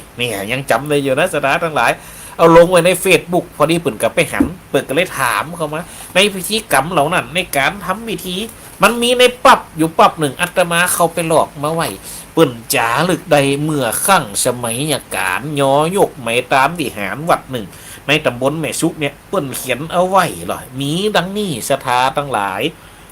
มังกะละกัมมังที่จักกะทำในการย้อยกตานวิหารไว้กับศาสนาฮือเป็นเอกอุตุมะตานกุมบานอุตุมะตานกุมบานกุมเมืองดูเปียงลูกหลานยืนนาน500วะสามีพันนาสาธุการฟังเนอเห็นหรอสถานทั้งหลายกำบนจัดม่วนนะคนเก่านะเปิดเขียนไว้จัดม่วนสถานทั้งหลายเนื่อเป็นจารึกไปหรอกเป็นเกณฑ์การบันทึกไว้สถานทั้งหลายมีอย่างอีล่ะปะธรรมะเหตุตั้งตนหัวตีวิหารมีการเตมั่งฟังหลงตัดถอดสมหลอมกอบต่ออันใดอันหนึ่งก็ดียามจักมีการกระทำขึ้นมาใหม่เมื่อจักตานคือกระทำการแบ่งเหตุออกเป็น3 วาระการตามนี่ให้หล่อสถานทั้งหลายเพิ่นได้เล่าถึงนะวัดได้กระตามวาได้กระตามนี่เอามาฟังเด้อ ปีมีการเนาะเตวิหารนี่เพิ่นบอกว่าเตมั่งนี่ หรือว่าวิหารปังหลงนี่แสดงว่าเปิ่นเคยมีเหตุนี้แล้วสถานไว้เปิ่นเลยเขียนบันทึกนี่ปังหลงนี่คือว่ามันเกิดอันเหตุขึ้นน่ะสำรุดผุพังลงด้วยเหตุหนึ่งเหตุใดคนได้เตะมันปังลงซื่อๆก็ตามตัดถอดนี่วิหารแปลงแล้วมดปรากฏว่าอันมันใหญ่เกินไปมันยาวเกินไปจะแปลงหลังใหม่กว่ามันงบกุมแปลงคือน้อยกว่าเก่านี่สมหลอมนี่สถานทั้งหลายสมหลอมก็คือบูรณะของเก่ามีหันแล้วอยู่เอาบางอย่างออกเนี่ยเอาของใหม่เขาใส่นี่กรอบตอเนี่ยสถานทั้งหลายกรอบก็คืออย่างกับผาผนังมันบางไปกรอบขึ้นมาคือแซมใส่โค้งเขาไปแหมใส่คานเพิ่มเขาไปแหมอย่างกับหลังเก่าไข่เหมือนกันบูรณะเหมือนกันสถานทั้งหลายอันใดอันหนึ่งก็ดีเนี่ยญาติโยมทั้งหลายยามจะมีการตานเนี่ยก็คือแบ่งออกเป็น3วันละ1วิหารติแปลงสาลูกเจ้าปิมปาใหม่2วิหารตีวิหารมี2สาลูกแบบเก่าและแบบใหม่อยู่แกมกัน3วิหารตีมีกาพระเจ้าเก่าเนาะแต่เก้าเดิมตีมีการกระทำเหตุกะตาหนังนะคือการมีการกระทำการตานขึ้นตานเสกสมหยกหยอบ่เหมือนกันแลนี่สถานทั้งหลาย3ประการตานเท่านะมันแบ่งออกเป็นการตานด้วยกันวิประการที่1วิหารที่แปลงสารูปเจ้าปิมปาขึ้นมาใหม่สร้างพระเจ้าขึ้นมาใหม่มัดบ่ว่าจะเป็นพระเจ้าบ่ว่าจะแปลงวิหารเนี่ยอันนี้คือวิหารที่ผลใหม่มดกูยัง2วิหารที่มี2สารูปอยู่ด้วยกันพระเจ้าเก่าอยู่หันแล้วแปลงพระเจ้าใหม่คือมาเตรียมแหมองค์หนึ่งเนี่ยเวลาจะตัดเนี่ยจะได้นะ3นะวิหารที่มีกับพระเจ้าเก่าแต่เก่าเดิมที่สืบจินป่อจินเมฆนะเขาได้แปลงพระเจ้าใหม่ขึ้นใส่สักอย่างเอาองค์นั่นน่ะเขาแปลงแต่วิหารขึ้นมานี่กับมังกรกรรมเหมือนกันนะแต่บางสิ่งบางอย่างที่น่าเสียดายอยู่อย่างหนึ่งศรัทธาทั้งหลายปั๊บในส่วนนี่หายไปเป็นบางส่วนหายไปเป็นบางนาเขาก็ไปถามเปิดปรากฏว่าโดนน้ำกดนี่อย่างกับปรับเบิกของวัดเท่านี้ก็เช่นเดียวกันสมัยตะกอนไปใส่เบิกเปิดจะใจแบตแบตเตอรี่เป็นแบตสมัยตะกอนเป็นแบตเตอรี่น้ำกดศรัทธาทั้งหลายบ่ใจแบตเตอรี่แห้งอย่างสมัยมันเดียวเนี่ยญาติโยมทั้งหลายปรากฏว่าแบตเตอรี่น้ำกรดเนี่ยน้ำกรดซึมออกมากักไปในบางส่วนเลยเต่าที่เขาได้เขียนใดบางนากับมีหมครบหรอกเขาก็เลยเต่าที่แกะออกมาในมิตามเนี่ยศรัทธาทั้งหลายเนี่ยเอาฟังนะวันนั้นเนี่ยวันเดตันเดอัดหมู่นั่นกำเนี่ยว่านั่นกำตันเดอัดซะครับหมดว่านะแต่พอดีมันมีอยู่ในอันFacebook มันบันทึกไว้นะเพิ่นเลยเข้าใจไปโหลดไปให้ก่อนอันได้มันจะหายเพิ่นว่าสมัยมันเรียนยังหายหมดเพิ่นว่าแต่เพิ่นยังฮู้ก่อนเฮาก่อนนะพอหลานเพิ่นสอนหลานเพิ่นอยู่ตรงกลางกันบอกเพิ่นว่านี่ฟังเด้อ1นะวิหารล่ะตานังคือการตานวิหารนะวิหารที่ได้แปลงแต่งยองสำเร็จลงไปเมียนแล้วมีสาลูกเจ้าเก่าโยกมาบ่มีสาลูกเจ้าใหม่เนี่ยอันนี้คือวิหารที่มีสาลูกเก่าเจ้าเก่าอย่างเดียวคือมีพระพุทธรูปเก่าอย่างเดียวมีพระพุทธรูปใหม่สาธุงามดีควรมีกรรมกิจจังก็ควรมีกิจกรรมเนี่ยจัดตาหนังดังนี้ก็คือมีกิจกรรมในการทานดังนี้เนอะวิหารหลังใดที่มีกับพระเจ้าเก่าอยู่หันและแปลงวิหารใหม่ขึ้นมาคือมีการยกสมโพธิตั้งสารูปเจ้ากับวิหารทาตานเบือตานกำกูนะสถานทั้งหลายแต่ถึงพระเจ้าเก่าแต่เขาถ้าว่าเขาเลยแปลงวิหารใหม่ก็ตามคือทำพิธีการสมโพธิถึง2อย่างถึงพระเจ้าเก่านะก็ถึงวิหารขึ้นไปพร้อมกันนะขึ้นในยามเดียวกันจัดการกระทำคือเหมือนสารูปเจ้าองค์แปลงใหม่กูยังกูอันตั้งเครื่องกระทำการเสกสมตั้งแต่งย้อถวายมีปัดก ก้าวเจ้ามอนต้นเพิงต้นเตียนผ้าขาวกุ้มนาผ้าปูผ้าหนังกู่ยางกู่อันบ่มีบ่มีขี้เพิงปิดตาสาลูกเจ้าคือกุ้มผ้าขาวหันแลนี่สถานทั้งหลายถ้าพระเจ้าเก่าวัดได้กระตำที่มันสมผมโพดนี่นะเปิ้นคือมีอย่างเตียงเขียงขึ้นมาสักกะละปูจามีปัดเก้าก็คือพัดโบกเนี่ยที่เปิ้นเอาไว้แต่งค้างนะเจ้ามอนกับพัดลูกน้ำเต้าเนี่ยกำเมืองเขาเหมือนถึงกำขับปัดเก้าเจ้ามอนละบางวันจัดตะชัดตังกับปลูกค้าเนี่ยเหมือนถึงตังเขียงแวดทันโลเรายังมีผ้าขาวปูตักผ้าขาวกุ้มน้ำมันสถานต่างหลายฟังนี่เถอะแต่พระพุทธรูปเก่าสารูปเจ้าเก่าแต่เดิมทีต้องมีขี้เพิงตึ๊ดตากระไดนี่ผมว่าไว้นะต้องมีขี้เพิงตึ๊ดตากระไดเนี่ยแต่มีผ้าคุ้มเหมือนกันหมดนี่สถานทั้งหลายนะมีขี้เพิงกระไรผมว่าหรอสองนี่วิหารละตานังวิหารที่มีกาสารูปเจ้าองค์ใหม่บ่มีสารูปเจ้าเก่ามาท้าปนาตั้งไว้กระทำการย้อยกเครื่องกระทำการเสกสมตั้งแต่งของถวายมีปัดเก้าเจ้ามอนต้นเพิงต้นเตียนผ้าขาวกุ้มนาผ้าปูผ้าหนังกู่ยางกู่อันเหมือนกันทุกสิ่งมีขี้เพิงปิดเนตรแน่ล้อสถานทั้งหลายถ้าว่าพระเจ้าใหม่แน่วิหารใหม่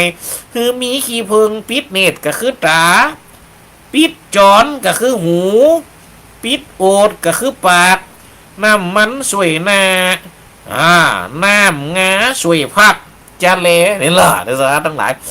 น้ำมันสวยนาน้ำงาสวยพักเปิดเตรียมไม่หมดนะสถานทั้งหลาย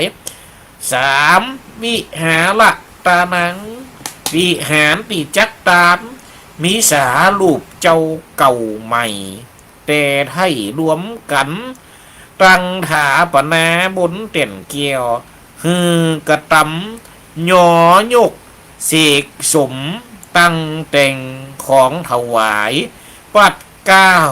เจ้ามอนต้นเพิงต้นเตียนผ้าขาวกุ้มนาผ้าปูผ้าหนังกู่ยางกู่อันคือเหมือนกันกู่ยางคือมีขี้เพิงปิดตาเนี่ยปิดหูปิดปากนำมาน้ำมันสวยนาน้ำงาสวยพักหากก่อนมานั่นมีการกระทำย้อยกไปแล้วก็ดียังบ่ได้ย้อยกก็ดีองค์เก่าสารูปเจ้าแต่เดิมมีผ้าขาวปิดนาแต่บ่ปิดขี้เพิงเนตรแต่บ่ปิดขี้เพิงตาเนตรจะแลนี่สถานทั้งหลายถ้าว่าเฮาได้ตามเฮาได้สมโภชไปแล้วขี้เพิงนะนี่นะองค์ใดเอากาองค์เก่านะสถานทั้งหลายกาองค์เก่าที่นั่งเต็มแก้วห่วมกันแน่สถานทั้งหลายฟังแล้วเนาะม่วนนะของเก่าคนเก่าเขียนนี่สถานทั้งหลายเป็นกรรมเนี่ยเขาฟังแล้วมันมีเสน่ห์เป็นกรรมเนี่ยเขาฟังแล้วมันมีความเป็นไปในยุคของเปิ่นสถานทั้งหลายเขาไหลเอามาอ่านเขาไหลเอามาเป๋เขาไหลเอามาฟังเตอะสถาบรรดาพ่อแม่พี่น้องอันนี้เมื่อยุคเปิ่นเขียนไว้เมื่อพศ2400อย่างสักอย่างนึงเนี่ยเขาก็จำได้พอปั๊บมันเป็นของเขาเนาะ ขอหลอกกันนะพศ2470ได้กันฮะตอนนั้นแต่เจ้าเต้าที่จำได้นะพศ2470เปิดเขียนไว้มีคนมาจ้างเปิดเขียนนะสถานทั้งหลายเจ้าคนอันพองก็ว่าเป็นเจ้าคนเมืองนะเป็นคนไทยมาจ้างไว้เปิ่นตัดสินใจซื้อไว้และนาบุญหลวงพ่อรูปนี้เปิดเขียนไว้2ปับสถานทั้งหลายปัจจุบันนี่ปับที่สมบูรณ์บ่หัวอยู่ไหนสถานทั้งหลายมังกาละอุทิสังกลมะสวดสติวิหาละตานังสมเอกอ่างหยกหยอ วิหารขึ้นเป็นพระหารนี่สถานทั้งหลายยังบางตีบางแห่งยังถือหีดนี่โยโลยกวิหารขึ้นเป็นพระหารนี่ยกวิหารขึ้นเป็นพระหารการกระทำสิ่งเหล่านี้เพื่อเพราะว่ายังวิหารนี่เป็นตีเกิดเป็นตีอยู่ของพระสงฆ์องค์เจ้าเขาพอแหละลงโบสถ์เพื่อกระทำจะไปเข้ากรรมก็ต้องไปยังไปอยู่วิหารบางวัดบางว่าแปลงโบสถ์ไว้ตั้งนอกได้แปลงวิหารกวมโบสถ์สถาบรรดาผมแม่พี่น้องถึงเป๊กแล้วก็ต้องเขาไปเข้ากรรมปฏิบัติธรรมอยู่ในวิหารหันอยู่ดีนี่มีปัญญาอย่างเอโลสถาต้องหลายมีการจักกระทำฮือเป็นมังกละกรรมอันดีอันงามตามนี่จาแลมังกะละตานังปะธรรมวิภาคแลแตกปะธรรมวิภาคแลกแต่ตนเดิมตีก่อนจักมีการตานยกย้อยกคือก่อนจะมีการตานย้อยกนั่นคือมีการจัดแจงแปลงไปยกไว้เต็งดาดังนี่จาแหลนี่สถาบันดาผมไม่น้องเอาฟังเด้อม่วนนะกำเก่าปนนี่เนี่ยเอาฟังในสถานทั้งหลายเอากระจายเนื้อวังนะวันเก้าแต่ตนคือมีการตามวันเก้าแต่ตนคือมีการตานสายตานแตนตานจ่อน้อยตุงใจตุงใหญ่ตุงตันตุงสีเจตีเนี่ยสายใส่หัวตุงตั้งหลายใส่ซัดแน่สามจันเสาตุงแฮวากูตัวเป็นหมอกฮืองามสง่าตานบุญส่งหาสาตุเจ้าเก่าเดิมเจ้าปีน้องปู่ย่าตายายพ่อแม่เท่าแก่ตายเก่าตายใหม่ทับถมจุ๋มกันอันตายก่อนนาเตวดาเตวบุตรอินตาผมยมยักทอรณีเจ้าตีเสียวัดเสียบานเซ็ตลงแล้วฮือกระตำกามใจผ้าขาวห่อตุ้มกุ้มสาลูบเจ้าปิมปากูสาลูบตึงองค์เก่าองค์ใหม่องค์ใหญ่องค์น้อยไว้หันเลี้ยวกูองค์ยามแรงยามแรงยามขำต่ำตะวันต่ำต่อตาคือแต่งดากูบหามจ่อใจจ่อจ้างจ่อสีมีกูยางแล้วคือเอากล่องเก่ากล่องเจ็ดกล่องใจกล่องหน่อยสัวสิงไปแห่เจิญเอาพระอุปคุตแน่สถานทั้งหลายเราฟังกำหมดอะกำเก่ามันม่วนสถานทั้งหลายมันมีเสน่ห์ของเปิ่นเอามาฟังเนี่ยเปิ่นกำหนดคือนะสถานทั้งหลายของที่จะมาตานเนี่ยในตานวิหารเนี่ยวันเก้าแต่ตนมีการตานทรายตานแตนมีอยู่ต้อมเดียวสถานทั้งหลายคนห้องว่ายังสมัยนี้ทำบุญหักขีนาฮัลโหลเนี่ยคือทำบุญหักขีนาก่อนนะหลังจากตานตุงทำบุญหักขีนาพวกก็คือตานจ่อน้อยตุงใจตุงใหญ่ตุงตันนี่มีบางโรงเขามีนะตุงใหญ่ตุงตันนี่ตุงสีนี่เจดีไซน์ก็คือเจดีไซน์สถานทั้งหลายเนาะใส่หัวตุงตั้งหลายบนหัวตุงนะคือปักชัดนี่บนว่านะคือปักชัดสามจันเสาสูงแฮวากูตัวเป็นหมอกนี่ตุงเดี๋ยวเอาแหวกเนี่ยคือมีเสาสูงแฮวาเป็นหมอกคืองามสง่าลูกสมัยเดียวปัจจุบันงามสง่าเนาะเขาไปเขียนหรอตามบุญส่งแห่สาธุเจ้าเก่าเดิมนี่แต่เจ้าที่ตายไปก่อนตนเก่าตนเดิม เอเจ้าปีน้องปู่ย่าตายายป่อแม่เท่าแก่ตายเก่าตายใหม่ทับถมจุ่มกันเนี่ยสถานทั้งหลายก็คือการทำบุญทักทีนะเมื่อตะวันลงแรงมัดก็คือเอาจ่อหน่อยตรุงใจกล้องใหญ่กล้องน้อยกล้องกล้องแปดกล้องเก่ากล้องใหญ่กล้องน้อยสิงชัวนี่ปีแต่ทะเลค้ำไปเฮเจิญเอามาหาอุปคุตนี่นะสถานทั้งหลายเอามาฟังปุ่นเขียนละเอียดนะสถานคนเก่าปุ่นบ่มีหนังคนเก่าปุ่นมีทีวีคนเก่าปุ่นมีวิทยุคนเก่าปุ่นมีโทรศัพท์มีกล้องถ่ายงูมันใช่การสื่อทอดด้วยการเขียนเอานะมาฟังเด้อสถานอันนี้เอามาปั่นนะยุคนั่นก็สถานทั้งหลายเขาฟังมาเถอะนะครับม่วน2470นี่ม่วนในสถานทั้งหลายคนเกิดแล้วว่ามันผ่านมานี่กับประเมินทว่า2470นี่เดี๋ยวมัน2568อยู่หรอกถึง100 ปีเนี่ยนะญาติโยมทั้งหลายเขามาฟังเด้อฟังแล้วม่วนสถานทั้งหลายคือไปเอามาหาอุปคุตโมกขะอาจารย์กล่าวเจิญมาอยู่หักสมหักษาเสียงงานจะแลถึงยามคืนมีสูงเจ้านิมนต์มาเสวยอยู่สร้างสูตรเนี่ยสถานทั้งหลายคือตัวเจ้ามาสูตรแมลงเนี่ยโล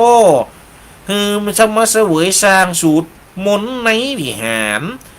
นั่นสูตรมนต์กูเจ้ากูแรงจะแลโดมีมนต์ตัวเจ้ามานอนนำกำนะ กูเจ้ากูแรงโดสวดบนวิหารหลังใหม่เนี่ยสถานทั้งหลายกว่าจะเลยฮือตรานกว่าจะได้มาเป็นทหารนี่นะสถานทั้งหลายตุติญะกาลังวันทัดมาก็ดี หรือหลายวันมาก็ดีคือเอายามดีมียามอุทังคะลาจากับยามทักขินะลาฟังยามนี่ส่วนมากเขาจะหันในการไล่นะปฏิทินปัจจุบันนี่ก็ยังนี้อยู่นะวันดีปัญหาวันเนี่ยเอาทูอุทังคะลาจาใจเนี่ยเราพังหาในใจวันค่ำเป็นวันค่ำเนี่ยโดยเฉพาะการแปลงหอแปลงเฮียนคืนเฮียนใหม่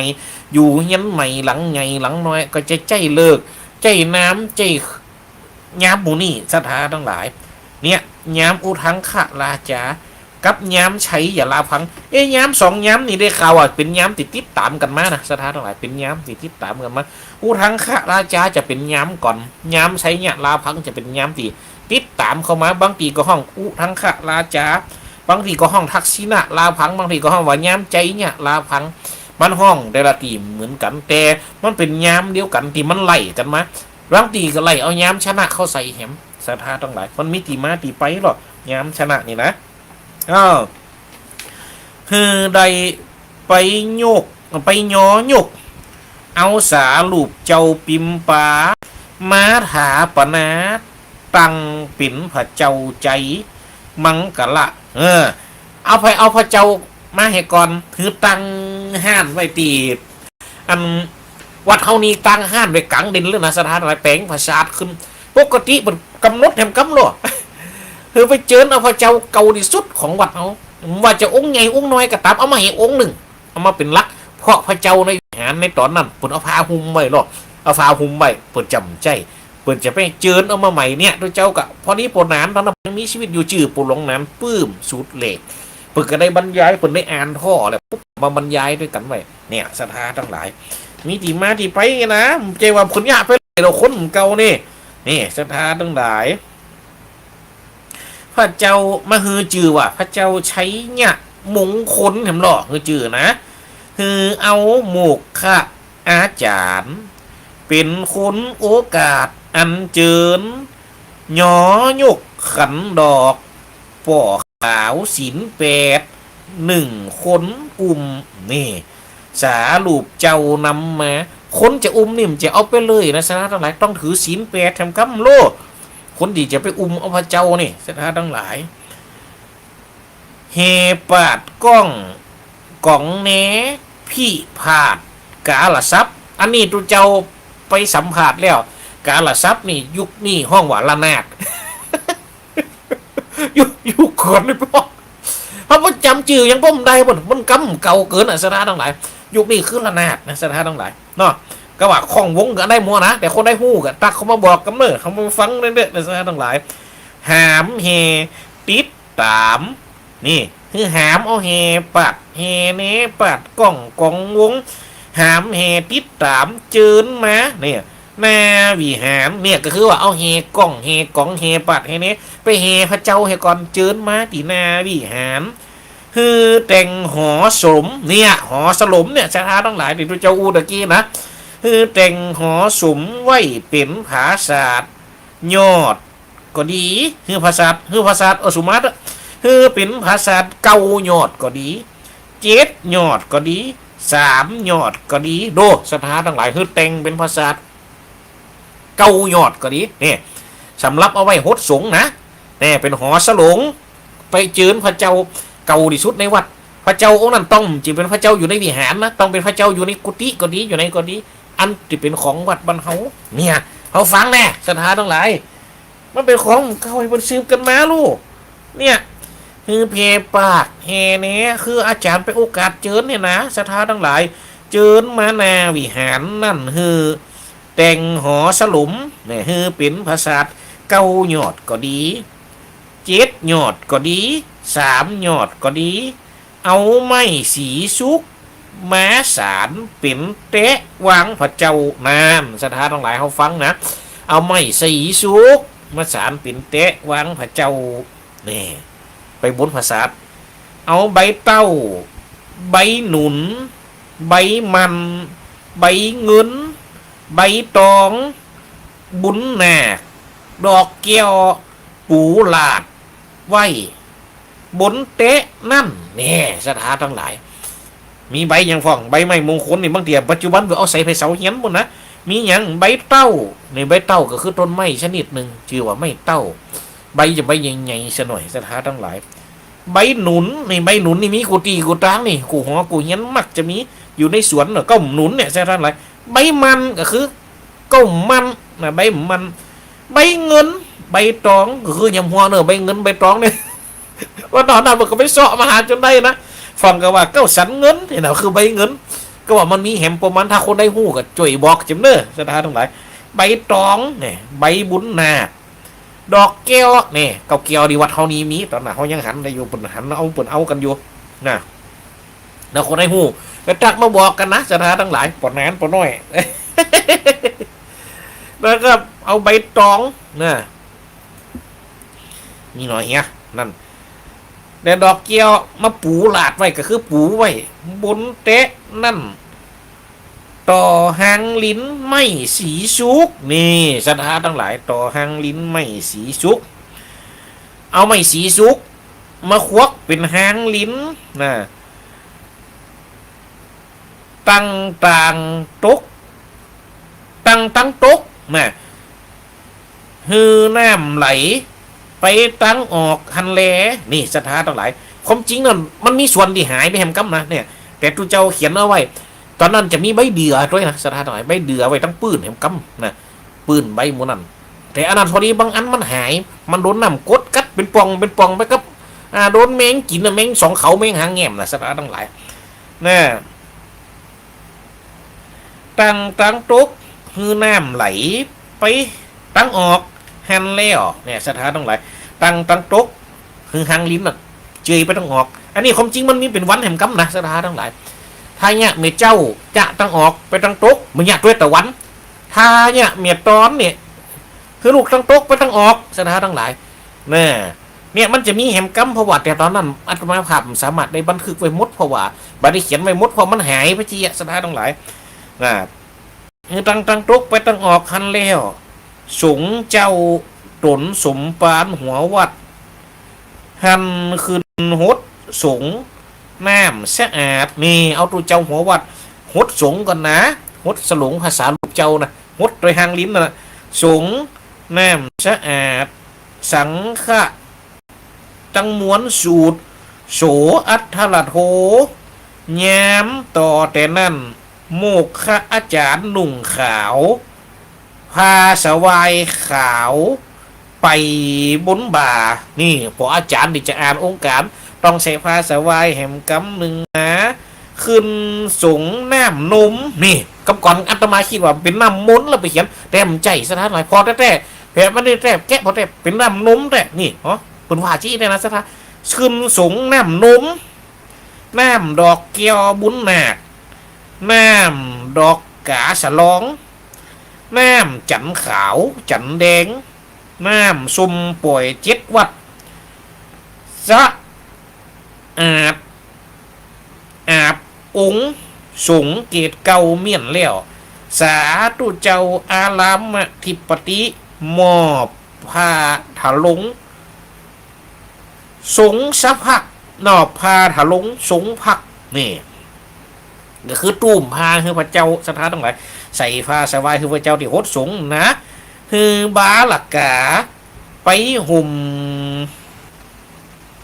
ถวายคือตุเจ้าเก้าเอาผ้าขาวเอาผ้านะเอาผ้าดิจะห่มนะมอบคือบาหลักกาคือไปถวายสาลูกเจ้าแล้วปิกไปนั่งตีกวนเก่าเดิมตีแล้วโมฆะอาจารย์ยืนบนผ้าขาวเกี่ยไว้3 จั่นไว้ทิศตะวันออกวายนาสู่หอภาษาทมีอาจารย์คนเทามีอาจารย์คนเทา2ยืนดินอาจารย์คน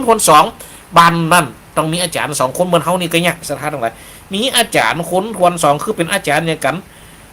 อาจารย์9คนที่9นั่นยืนผ้าขาวนี่อาจารย์คนที่2ยืนดังหลังนั่นคือยืนดินนะทัดมาตั้งหลังโอกาสอันเจิญ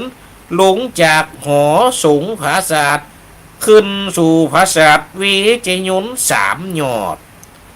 คนหาม12 คนเฮเวทวิหารตั้ง3 ตีแล้วมีโมกขะอาจารย์กำขันเงินใส่คำใส่ดอกไม้นำไปก่อนหน้านี่สถานทั้งหลายหามภาษาเวทวิหารตอนนั้นวัดหัวเห็นก็ได้ยากจะเป็นได้ยากบนมดนะสถานทั้งหลาย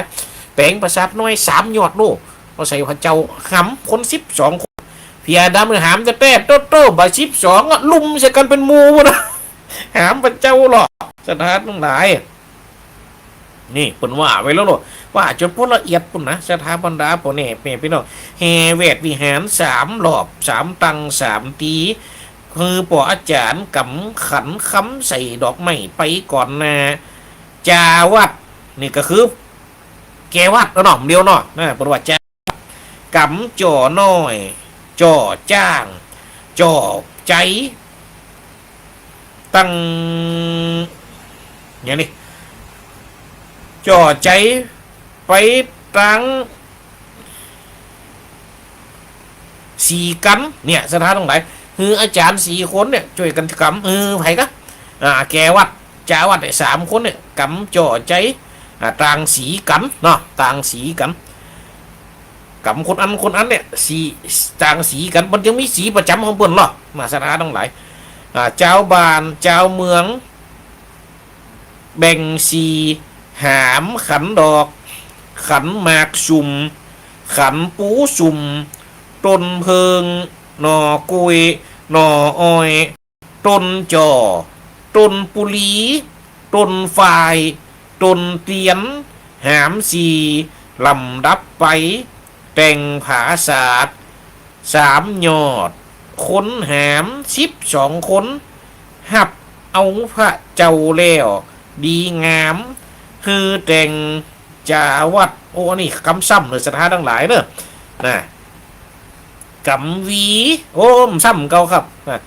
มีจาวัดแห่งส่วน1คือกำปัดกำวีมียังปัด9เจ้ามอนกุ๊บละแอกุ๊บละแอคือกุ๊บเซิกนะเป็นว่าบรรยายไว้นี้บังวันสัตตังเตะดอกหมอกนาดนี่คือปืนนะเพื่ออะไรท่านกับหูละนะครับหมอกนาดดาบง่าวเนบดอกดวงแวดล้อมไปโดยกันตุลีเนี่ยนุนถีพิพาทกองเนแสสิงเฮ งันติดตามตัวไปจ้าเลยนะสถานทั้งหลายจัดย่อยนะลองขึ้นว่าเตอความเป็นเอกลักษณ์ความเป็นอัตลักษณ์แห่งการเป็นคนเมืองเขานี่เขามาฟังตึกสถานทั้งหลายยามเฮสาลูปเจ้าเรียบไป3 ตีแล้วคือเอาขบวนมาจุจอดไว้ตีนาวิหารโมกขะอาจารย์กำขันล้ออยู่ท่าครูบาเจ้าวัดบาหลักกาเตวสิกวันตาหลวงมีการวันตาหลวงเห็นนะหลังจากแห่เดี๋ยวก่อนจะเจอคืนนี่สังฆะเกณฑ์ขันแล้ววันตาน้อยโมกขะอาจารย์โอกาสเจิญสาลูปเจ้าขึ้นวิหารเสียงกำโอกาสขันหลวงเกณฑ์สาเสียงกำโอกาสเนี่ยหลังจากการโอกาสอันเจิญแล้วปุ๊บสถานทั้งหลายเอาขันหลวงเกณฑ์สาลูปเจ้าพุทธาเมียนเลี้ยวสมปานเจ้าวัดกำขันน้ำขึ้นวิหารบาลักกาสะสาลูปเจ้าโมฆะอาจารย์ติดตามขึ้นสู่วิหารทะปนาตั้งไว้แต่นไม่ซักคำนี่สถานทั้งหลายแปลงแต่นแก้วเป็นรูปเป็นไม่ซักเอาไม่ซักเนี่ยไม่ซักท้องเขาเนี่ยสถานทั้งหลายคนเก่าเขาไม่ซักคำก็ว่าจะได้ใครจะหู้ฝ่องหรือว่าเอาแต่นคำเนี่ยสถานทั้งหลายเอาปิดคำโอ้เจริญพรคุณโยมแม่สมจิตอินทละวิจิตเจริญพรโยมแม่เนอะนะครับนี่กับเขามาตักนะครับเขามาถามเปิดเฟซบุ๊กไล่นี่เลยโยมแม่เปิดนะครับเนี่ยอันเนี้ยในสถานเขาจะงง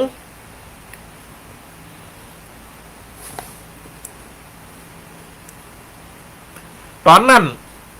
ตัวหลวงแหนมบอกว่าแปลงเป็นไม้ซักเนี่ยไม้ซักท้องมาแปลงซึ่งตอนนั้นบ้านใหม่เขานี่ไม้ซักของแฝกบ้านใหม่สมัครีวัดห้วยแหนเขานี่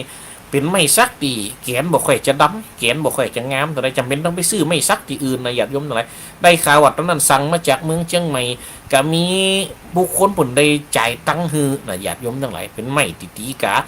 แต่งขึ้นมาคือเป็นแต่นเกี่ยวไม้ซักนะแต่กำได้ทาสีค้ำมดนะแต่บางพองก็ว่ามันใจไม่เนี่ยเอาไม้ซักยังกระแดะแปลงเอาไม้ซักกระแดะแปลงเป็นแก้วแล้วก็ปิดค้ำนี่บนอูจะนี่เหรอนะปิดค้ำมันเป็นสีทองหมดเลยเป็นสีค้ำหมดเลยเนี่ยอันนี้ก็เลยเป็นการแตกแง่อันนี้มาอยู่ในส่วนหนึ่งนะในการเป๋ในตอนนั้นเพิ่นบอกว่าเต้นไม่ซักค้ำแล้วกำวันตาหลวงพร่ำกันตั้งปลายในและไปหนอคือคุกเข่าลงมัดขำในวิหารนั่งเหมาะแม่นั่งยังมดกล่าวกำวันตาหลวงพร้อมกันมดถึงตุเจ้าปลายไหนถึงคนบานปลายนอกนี่สังฆะเจ้านั่งกุ้มกันส่องนาอาจารย์เดินเตวดาสูตรมนต์แน่พาเหลียงเกียวสมุกขีถามพาขาวปาบจองนี่สถานต่างๆหลังจากสวดมนต์ลำปุ๊บเอาพาเหลียงเข้าเกี่ยวเวทฐานเอาพาขาวปาดจองวิหารเนี่ยสถานทั้งหลายขาเขียวตะเหลวเซ็ตลงแล้วเอาขาเขียวไปเกี่ยวเวทวิหารกับถึงพาเหลืองนั่นแล้วเนี่ยสถานทั้งหลายอันนี้ตอนที่เอามาพิจารณากันก็คืออย่างเอาขาเขียวมาฟันให้ก่อนแล้วซุปตะเหลียวนี่เอาตอนนั้นมาจุยกันแป้งลูกเป็ดอันบนอ่ะสถานทั้งหลายเอาไปใส่ด้วยขาเขียวเอามัดเวทวิหารน่ะสมัยผมเก่าหรอกมัดเวทวิหารเอาผ้าขาว3 ผืนขว่างขึ้นหลังคาบนปาดลงมาสถานทั้งหลายผ้าขาวในนี้เปิดกระว่าหรอกแล้วเอาผ้าสีเหลืองเนี่ยแต่งพอดีมีตุปีตัวหนึ่งเป็นตอนนี้เปิดกะอันเป็นเจ้าอาวาสวัดหนึ่งนะเปิดได้มาเปล่งเฮ้อ โอ้เป็นอย่างโยมแม่เขาได้ไปกับเป็นอย่างเลยวันนาเขามาหักกันทำไม โยมแม่สมจิตเนอะบันตัดมาตั้งเฟซบุ๊กไล่นะครับอันนี้ดูเจ้าก็ไปหันทางวังเหนือเปิดกันยังใจอยู่นะเอาผ้าขาวปาดจองวิหารนี่แต่วัดห้วยแหนนี่สูงเกิน ร้องไปแล้วนะครับตอนนั้นกิ๊บหัวนอดเพื่อจะดึงเอาเจียกขึ้นไปกะปรากฏว่ามันคามนี่แต่นะครับแต่ผ้าขาวเงาบนหึงเนี่ยสถานทั้งหลาย ศรัทธาทั้งหลายก็เลยใจพายสีขาวนะครับตอนนั้นแตนผ้าขาวสุดท้ายล้มตั้งนะครับพุทธหลงเพราะวันเป็นพายุมาก่อนหน่อยตอนนั้นนะครับพายุมาน่ะพายุมันเข้ามาปรากฏว่าโอ้ตังกองแหละมันหันหน้าแหละ นะครับหันผีกับผีหมอเนื้อกองกับต้องไกลนะครับเอาไว้ไก่กับได้เอาไว้ไก่กับกลัวบ่ได้ยินเสียงนะปรากฏว่าสดาจะได้ตอนนั้นวัดบันใหม่เอาฟ้าเขาคมจริงเอาขึ้นใส่เลยมดแล้วปรากฏว่ามีฝนมีลมตอนนั้นนะวัดห้วยแหนเท่านี้ดีๆเงี้ยได้กระทำไปนะลมตั้งโตเมียลุดมดแต่ตอนนั้นมีพาเหลียงที่เป็นแต่งนะครับแต่งคือเป็นโบเป็นผูกระยะนะแล้วก็มีขาเขียวกับตาเหลียวนะครับผูกแวดไปหมดนะเนี่ยได้เป็นเป็นหลายร้อยอันนะครับตอนนั้นนะเอาผูกแวดวิหารเลยเนี่ยเพราะว่าปุ่นตาเหลียวเนี่ยเป็นสัญลักษณ์ของการยังมีเจ้าของวิหารหลังนี้มีเจ้าของเนอมีเจ้ามีจอมมีผู้อยู่รู้แล้วก็คือเทวุฒิเทวดาขอเชิญเทวดาลงมาเป็นสักขีพยานเนี่ยศรัทธาทั้งหลายคือเอาขาเขียวไปเกี่ยวแวดวิหารกับตึงพาเหลียงนั่นแหละอันนี้ผลปุกเสกนะตอนไม่แรงนั่นนะปุกเสกแล้วมดมุนแล้วก็ไปหย่ำแรงนั่นแหละศรัทธาทั้งหลายนะ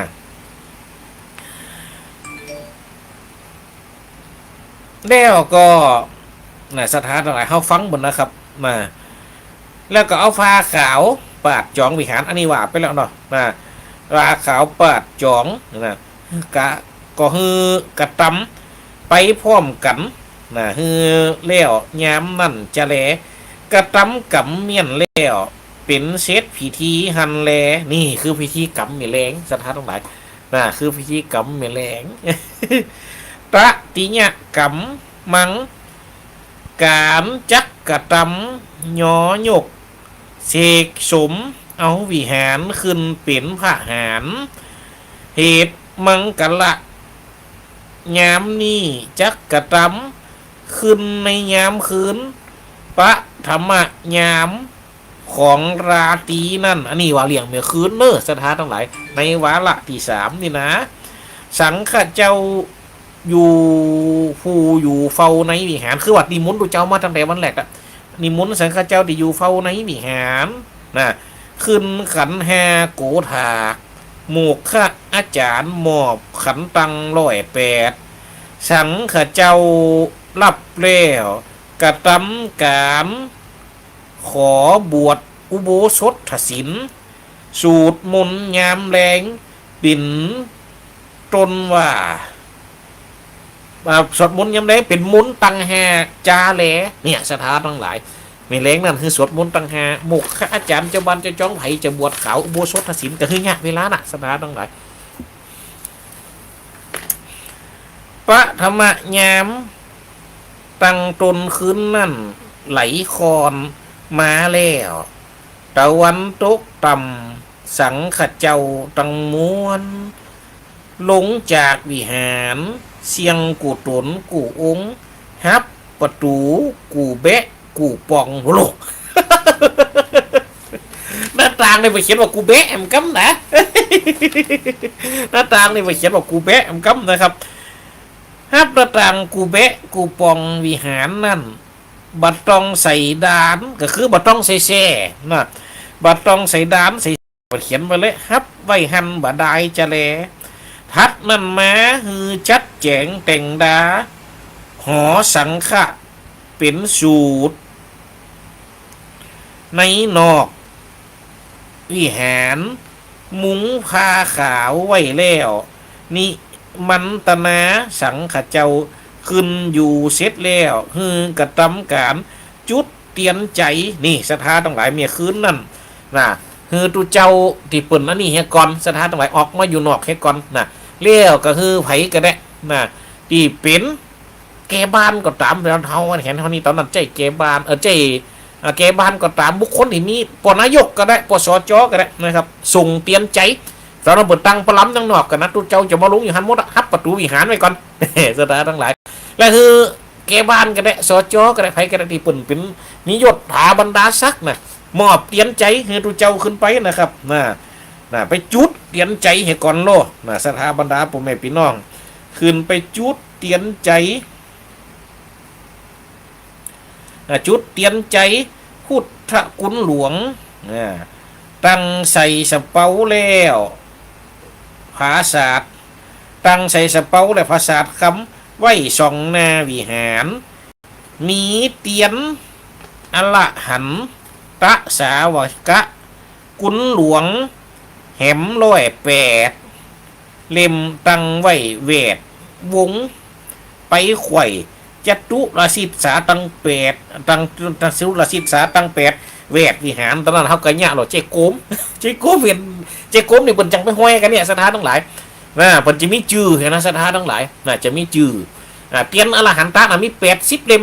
ทุกเจ้าจำได้นี่นะแล้วก็เตียน108นั่นแหมสถานทั้งหลายเขียนเสร็จก็นี่หมดอ่ะอันนี้ช่วงนี้จะปรากฏว่าตอนนั้นมันตอนเนี้ยนะครับที่ช่วงที่หายไปนักที่สุดนะที่เขาก็เลยแปะแบบอันนี้ขาดหายในบางส่วนนะครับ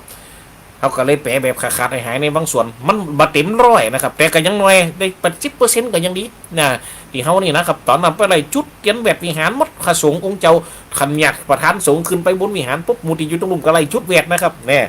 จุดตีภาษาหน้าวิหารมันกำลังตอนนั้นตีจุดมันจี้เพบอกไฟพวกนู้สมัยนะจี้บอกไฟตุ่มต่ำบอกไฟวิทตุ่มบอกไฟเตียนนี่มดนะครับนะเวทวิหารเตียนจุเลมสูงหมอกเตียนใจพุทธกุลแต่งห้างหลาดจวัดสีแจงแปลงไว้เวทเตียนกู่เล่มในหลาดจวัดมีหนอเป้านอกุยนออ้อยนี่มีนอมเปล่าเลยนะครับมีนอกุยนออ้อยแล้วก็มอน้ำชมป่วยตังไว้หันแลโมกขะอาจารย์กับตังเจ้าเมืองจุดเตียนพัมกันตัง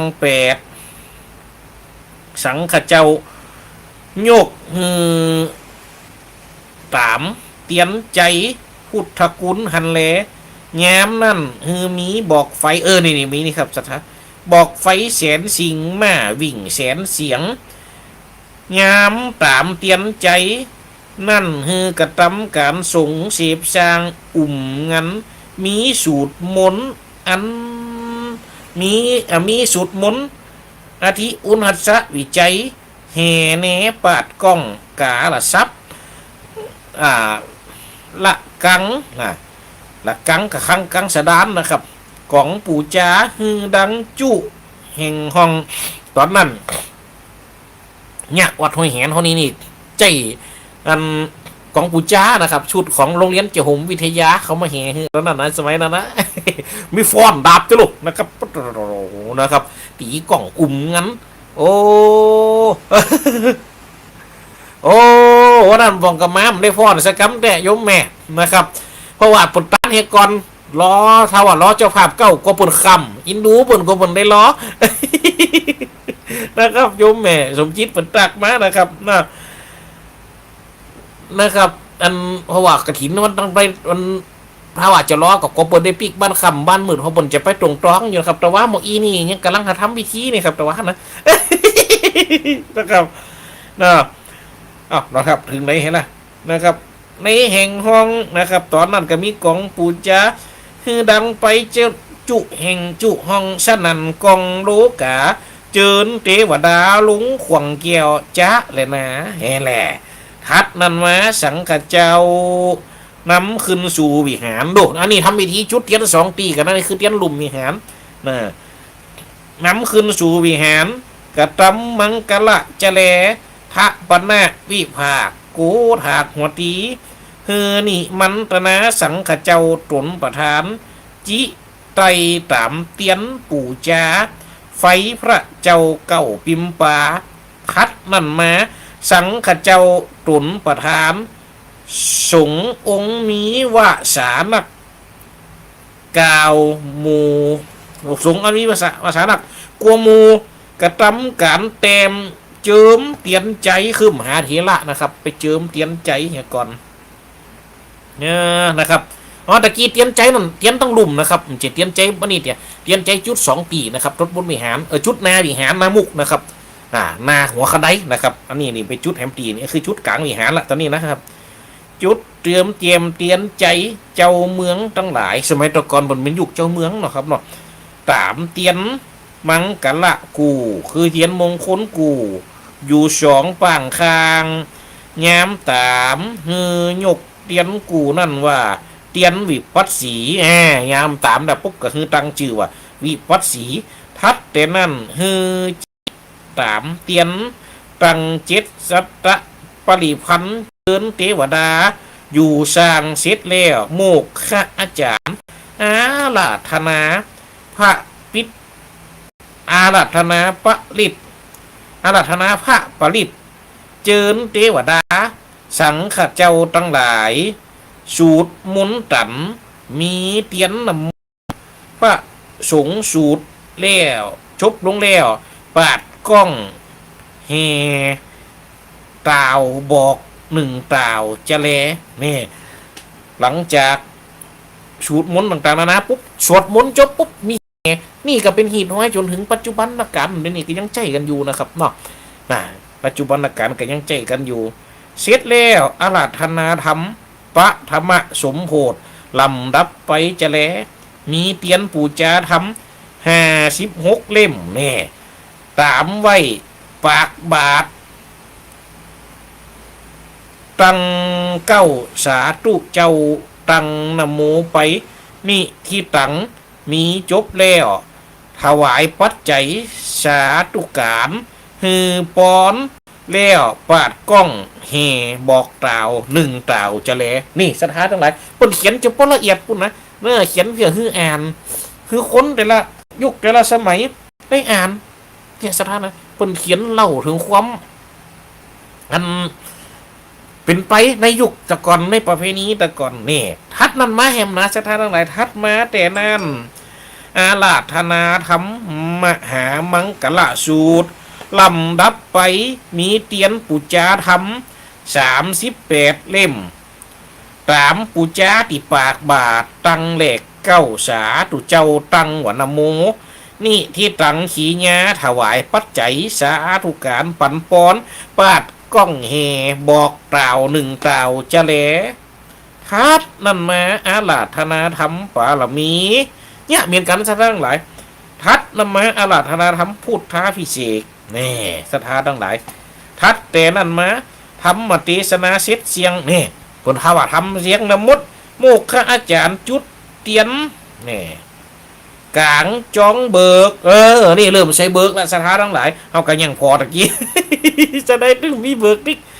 เริ่มใช้เบิกนี่มุนสังฆะคณะหนึ่งคณะขึ้นสู่จองเบิกนี่สถานทั้งหลายว่าหาเบิกไปจนครบ4 วันบุญนะสถานทั้งหลายยอยกไม้ตานดูเนี่ยกลัวจะได้มาเป็นวัดกลัวจะได้มาเป็นว้ามันจะเลี่ยงง่ายๆสถานทั้งหลายมาฟังในเตะพัดนั่นไปว่าเบิกครบถึง4 วันแล้วหมดนะครับเหมือนกันหมดกว่าสิ่งกูยังจบกะแฮทัดนั่นไปในปัจฉิมยามมีสีสับปัญญูทารัทะพันทารัสะพญาเป็นจำลองละสถานทั้งหลายคือกระตำตามเตียนโสละสะ16 เล่มนี่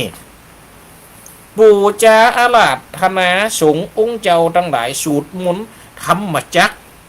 สูตรมนต์ไขตาตามลำดับลำดาถึงสูตรปฏิจะสมุปบาทเปิดพาไขตาล่างนาสาลูปในยามนั้นคือมีการแห่ปาดกล้องกองวงคับกล่อมทัดแต่นั่นกระทำการดับเตียนใจใบปูเก่าใบสังขเจ้าสูตรมนต์ตับเตียนหันแลทัดแต่นั่นไปโมกขอาจารย์ถวายเข้า49 กำแบ่งเป็น7 ขวกไหนมี7 กำตามกุลพุทธะเสวยวิมุตติสุข7 ตีไหน7 วันนั่นจาแลถวายตามปัจจัยสังฆเจ้าทั้งหลายโมทนาเป็นเซตกระตำมังกละพิธีกรรมยอยกเอาวิหารมาเสกสมฮือเป็นพระวิหารจ้าเลยนะนี่สถานทั้งหลายเขาไปฟังเปิ่นเตอะยุคเก่าเป็นยุคติ่มมีทีวียุคเก่าเป็นยุคติ่มมีวิทยุ ยุคเก่าเป็นยุคติ่มมีโทรศัพท์บ่มีการแสดงคือหันได้ผ่านหน้าผ่านตาตึกอะละกะหันกะลิเกตึกตีเล้งกะหันกะจังซอเนี่ยสถาบรรดาพ่อแม่พี่น้องในการที่จะฮืออ่านแกง่อมแกเหงาเพื่อก็ยังมีนะครับเปิ่นได้เขียนเรานี่วิธีกรรมออกมาโอ้เขามาฟังเปิ่นในแต่ละเตือในแต่ละครั้งเนี่ยเขามาอ่านเนี่ยโอ้เปิ่นมีความมานะมีความอุตสาหะขนาดไหนกลัวจะได้วิหารหลังหนึ่งเฮาสมัยเนียวโตโลพวกยังไก่แก้นแหนน่ะลื่นพืดประตูจะก่อหลังสร้างแปลงจะจัดจะแจงจะแต่งจะดาอะยังขึ้นมาเนี่ยสถานทั้งหลายโอ้ยวังเตี่ยบังข้างท่อเสียงดีท่อก้านต่ออุปสรรคกับตึงก้านกับตึงย้อมหับอยู่แต่ปัจจุบันนักการเนี่ยเขาลองคิดพอเขามีเครื่องถุนแรงมีสิ่งเหล่านี้หลายเต่าหลายอย่างกว่าคนเก่า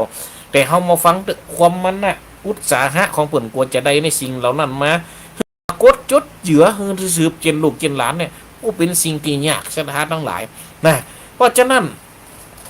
ปัจจัยต่างๆนานาที่เขาห่วมกันทำขึ้นมาเนี่ยตุเจ้านะจริงได้ฮักสมฮักษาไว้เป็นอย่างยิ่งบัดแต้มาว่าตุเจ้าจะบัดจับเองสถานทั้งหลายเหมือนกับตั้งกระถินไงเรื่องสิ่งกูยังที่เขามาห่วมกันทำนี่ก็ตามตุเจ้าก็จะตั้ง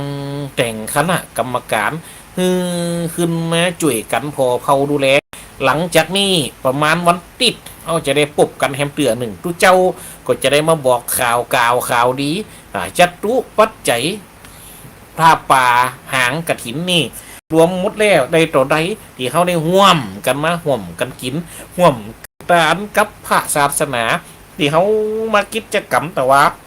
อาตมาภาพก็จะได้ขอข่าวบอกสิ่งข่าวดีในวันอาทิตย์เนอนะครับหลังจากปัจจัยทั้งหมดทั้งมวลจุพร้อมดีแล้วนะเพราะฉะนั้นบุญกินตาลเจริญพรยมแม่ตอนนี้ยอดยังบ่นิ่งเนอตอนที่ว่าแต่ว่านับกันแล้วได้อยู่200,000ปลายนะครับตั้งปลายนี่ก็ยังบ่นิ่งเตือดังนั้นในวันอาทิตย์นะครับในวันอาทิตย์นี่ตุเจ้าจะได้บอกยอดที่มันนิ่งเนาะครับเนาะวันที่26นี่นะตุเจ้าจะได้บอกยอดที่มันนิ่งแล้วนะครับของเพียวสดใสนะครับว่าใดต่อใด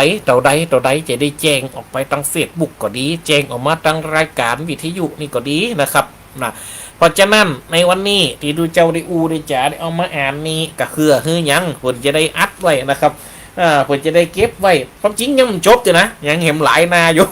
แต่ยังว่านะเวลามันมาจวนจำเวลามานำต้องสุดปลายเพราะฉะนั้นบางสิ่งบางอย่างบ่ใจสูญหายนะแต่ฟังได้กันไว้แต่อันยังดีกลัวนะสถานทั้งหลายเวลามันไปอยู่จันปันจังปลาหลงลืมผักปัดเพราะฉะนั้นสิ่งใดดีๆสิ่งหู้แน่ชัดสืบเจนลูกเจนหลานอันปลาไปขอช่วยกันเก็บไว้บ่สูญหายฝากเอาไปยังโลกได้นาจริงๆว่าอนาคตเนี่ยสถานทั้งหลายเพราะฉะนั้นสิ่งไหนดีเขากับป้ากันช่วยกันซื้อมาซ้อนเอาไว้หน่อยสถานทั้งหลาย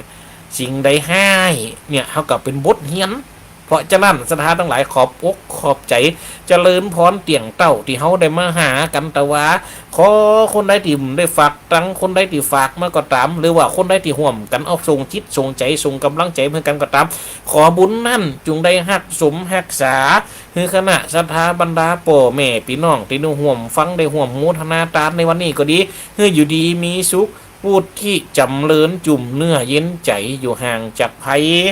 อยู่ไกลจากเวรเว้นหนีจากบาปมีอนุภาพภาพแป้ชนะคาซึกสัทธรูอยู่ก็ขอให้มีใจไปก็ขอให้มีโจกมีลาบนะครับมีอนุภาพเตจาสุขภาพร่างกายแข็งแรงมีบ่ามีแห้งต่อเต้ากุมเทาโรคภัยไข้เจ็บต่างๆนะคือหายหนีความเจ็บป่วยป่วยใครบอดีคือตกไปตัวกำปากขอคือหลากไปตัวกำปอนถอนไปในวันนี้ยามนี้ตกในตีพระพุทธเจ้าบอกไว้สิงวาระพุทธศาสนาตกตีผ้าเสียงแผ่นดินสุดตกตีผ้าพุทธแผ่นดินขาดจะได้มาบวชหยัดบนมนุษย์สโลกโลกานับตอนนี้ไปเมนาขอถึงสุขด้วยกันกูคู่กูคนอัตมาภาพก็ขอลาดิปะปบกันในรายการไว้เพียงต่ออีโนกสั่งลาฟ้าป่าสั่งลาหนองนกเขาลากรดอนสั่งลาห่างกบลาจากหูเสือลาจากทำนกเขาลากรปะไม่กำอูกำจากพ พันนาก่อนไก่กระจบในเวลาเสียงสุดแล้วเนอศรัทธาเจ้าข้าทั้งหลายจบไปเพียงตะอีเจริญพรเนอครับเนอ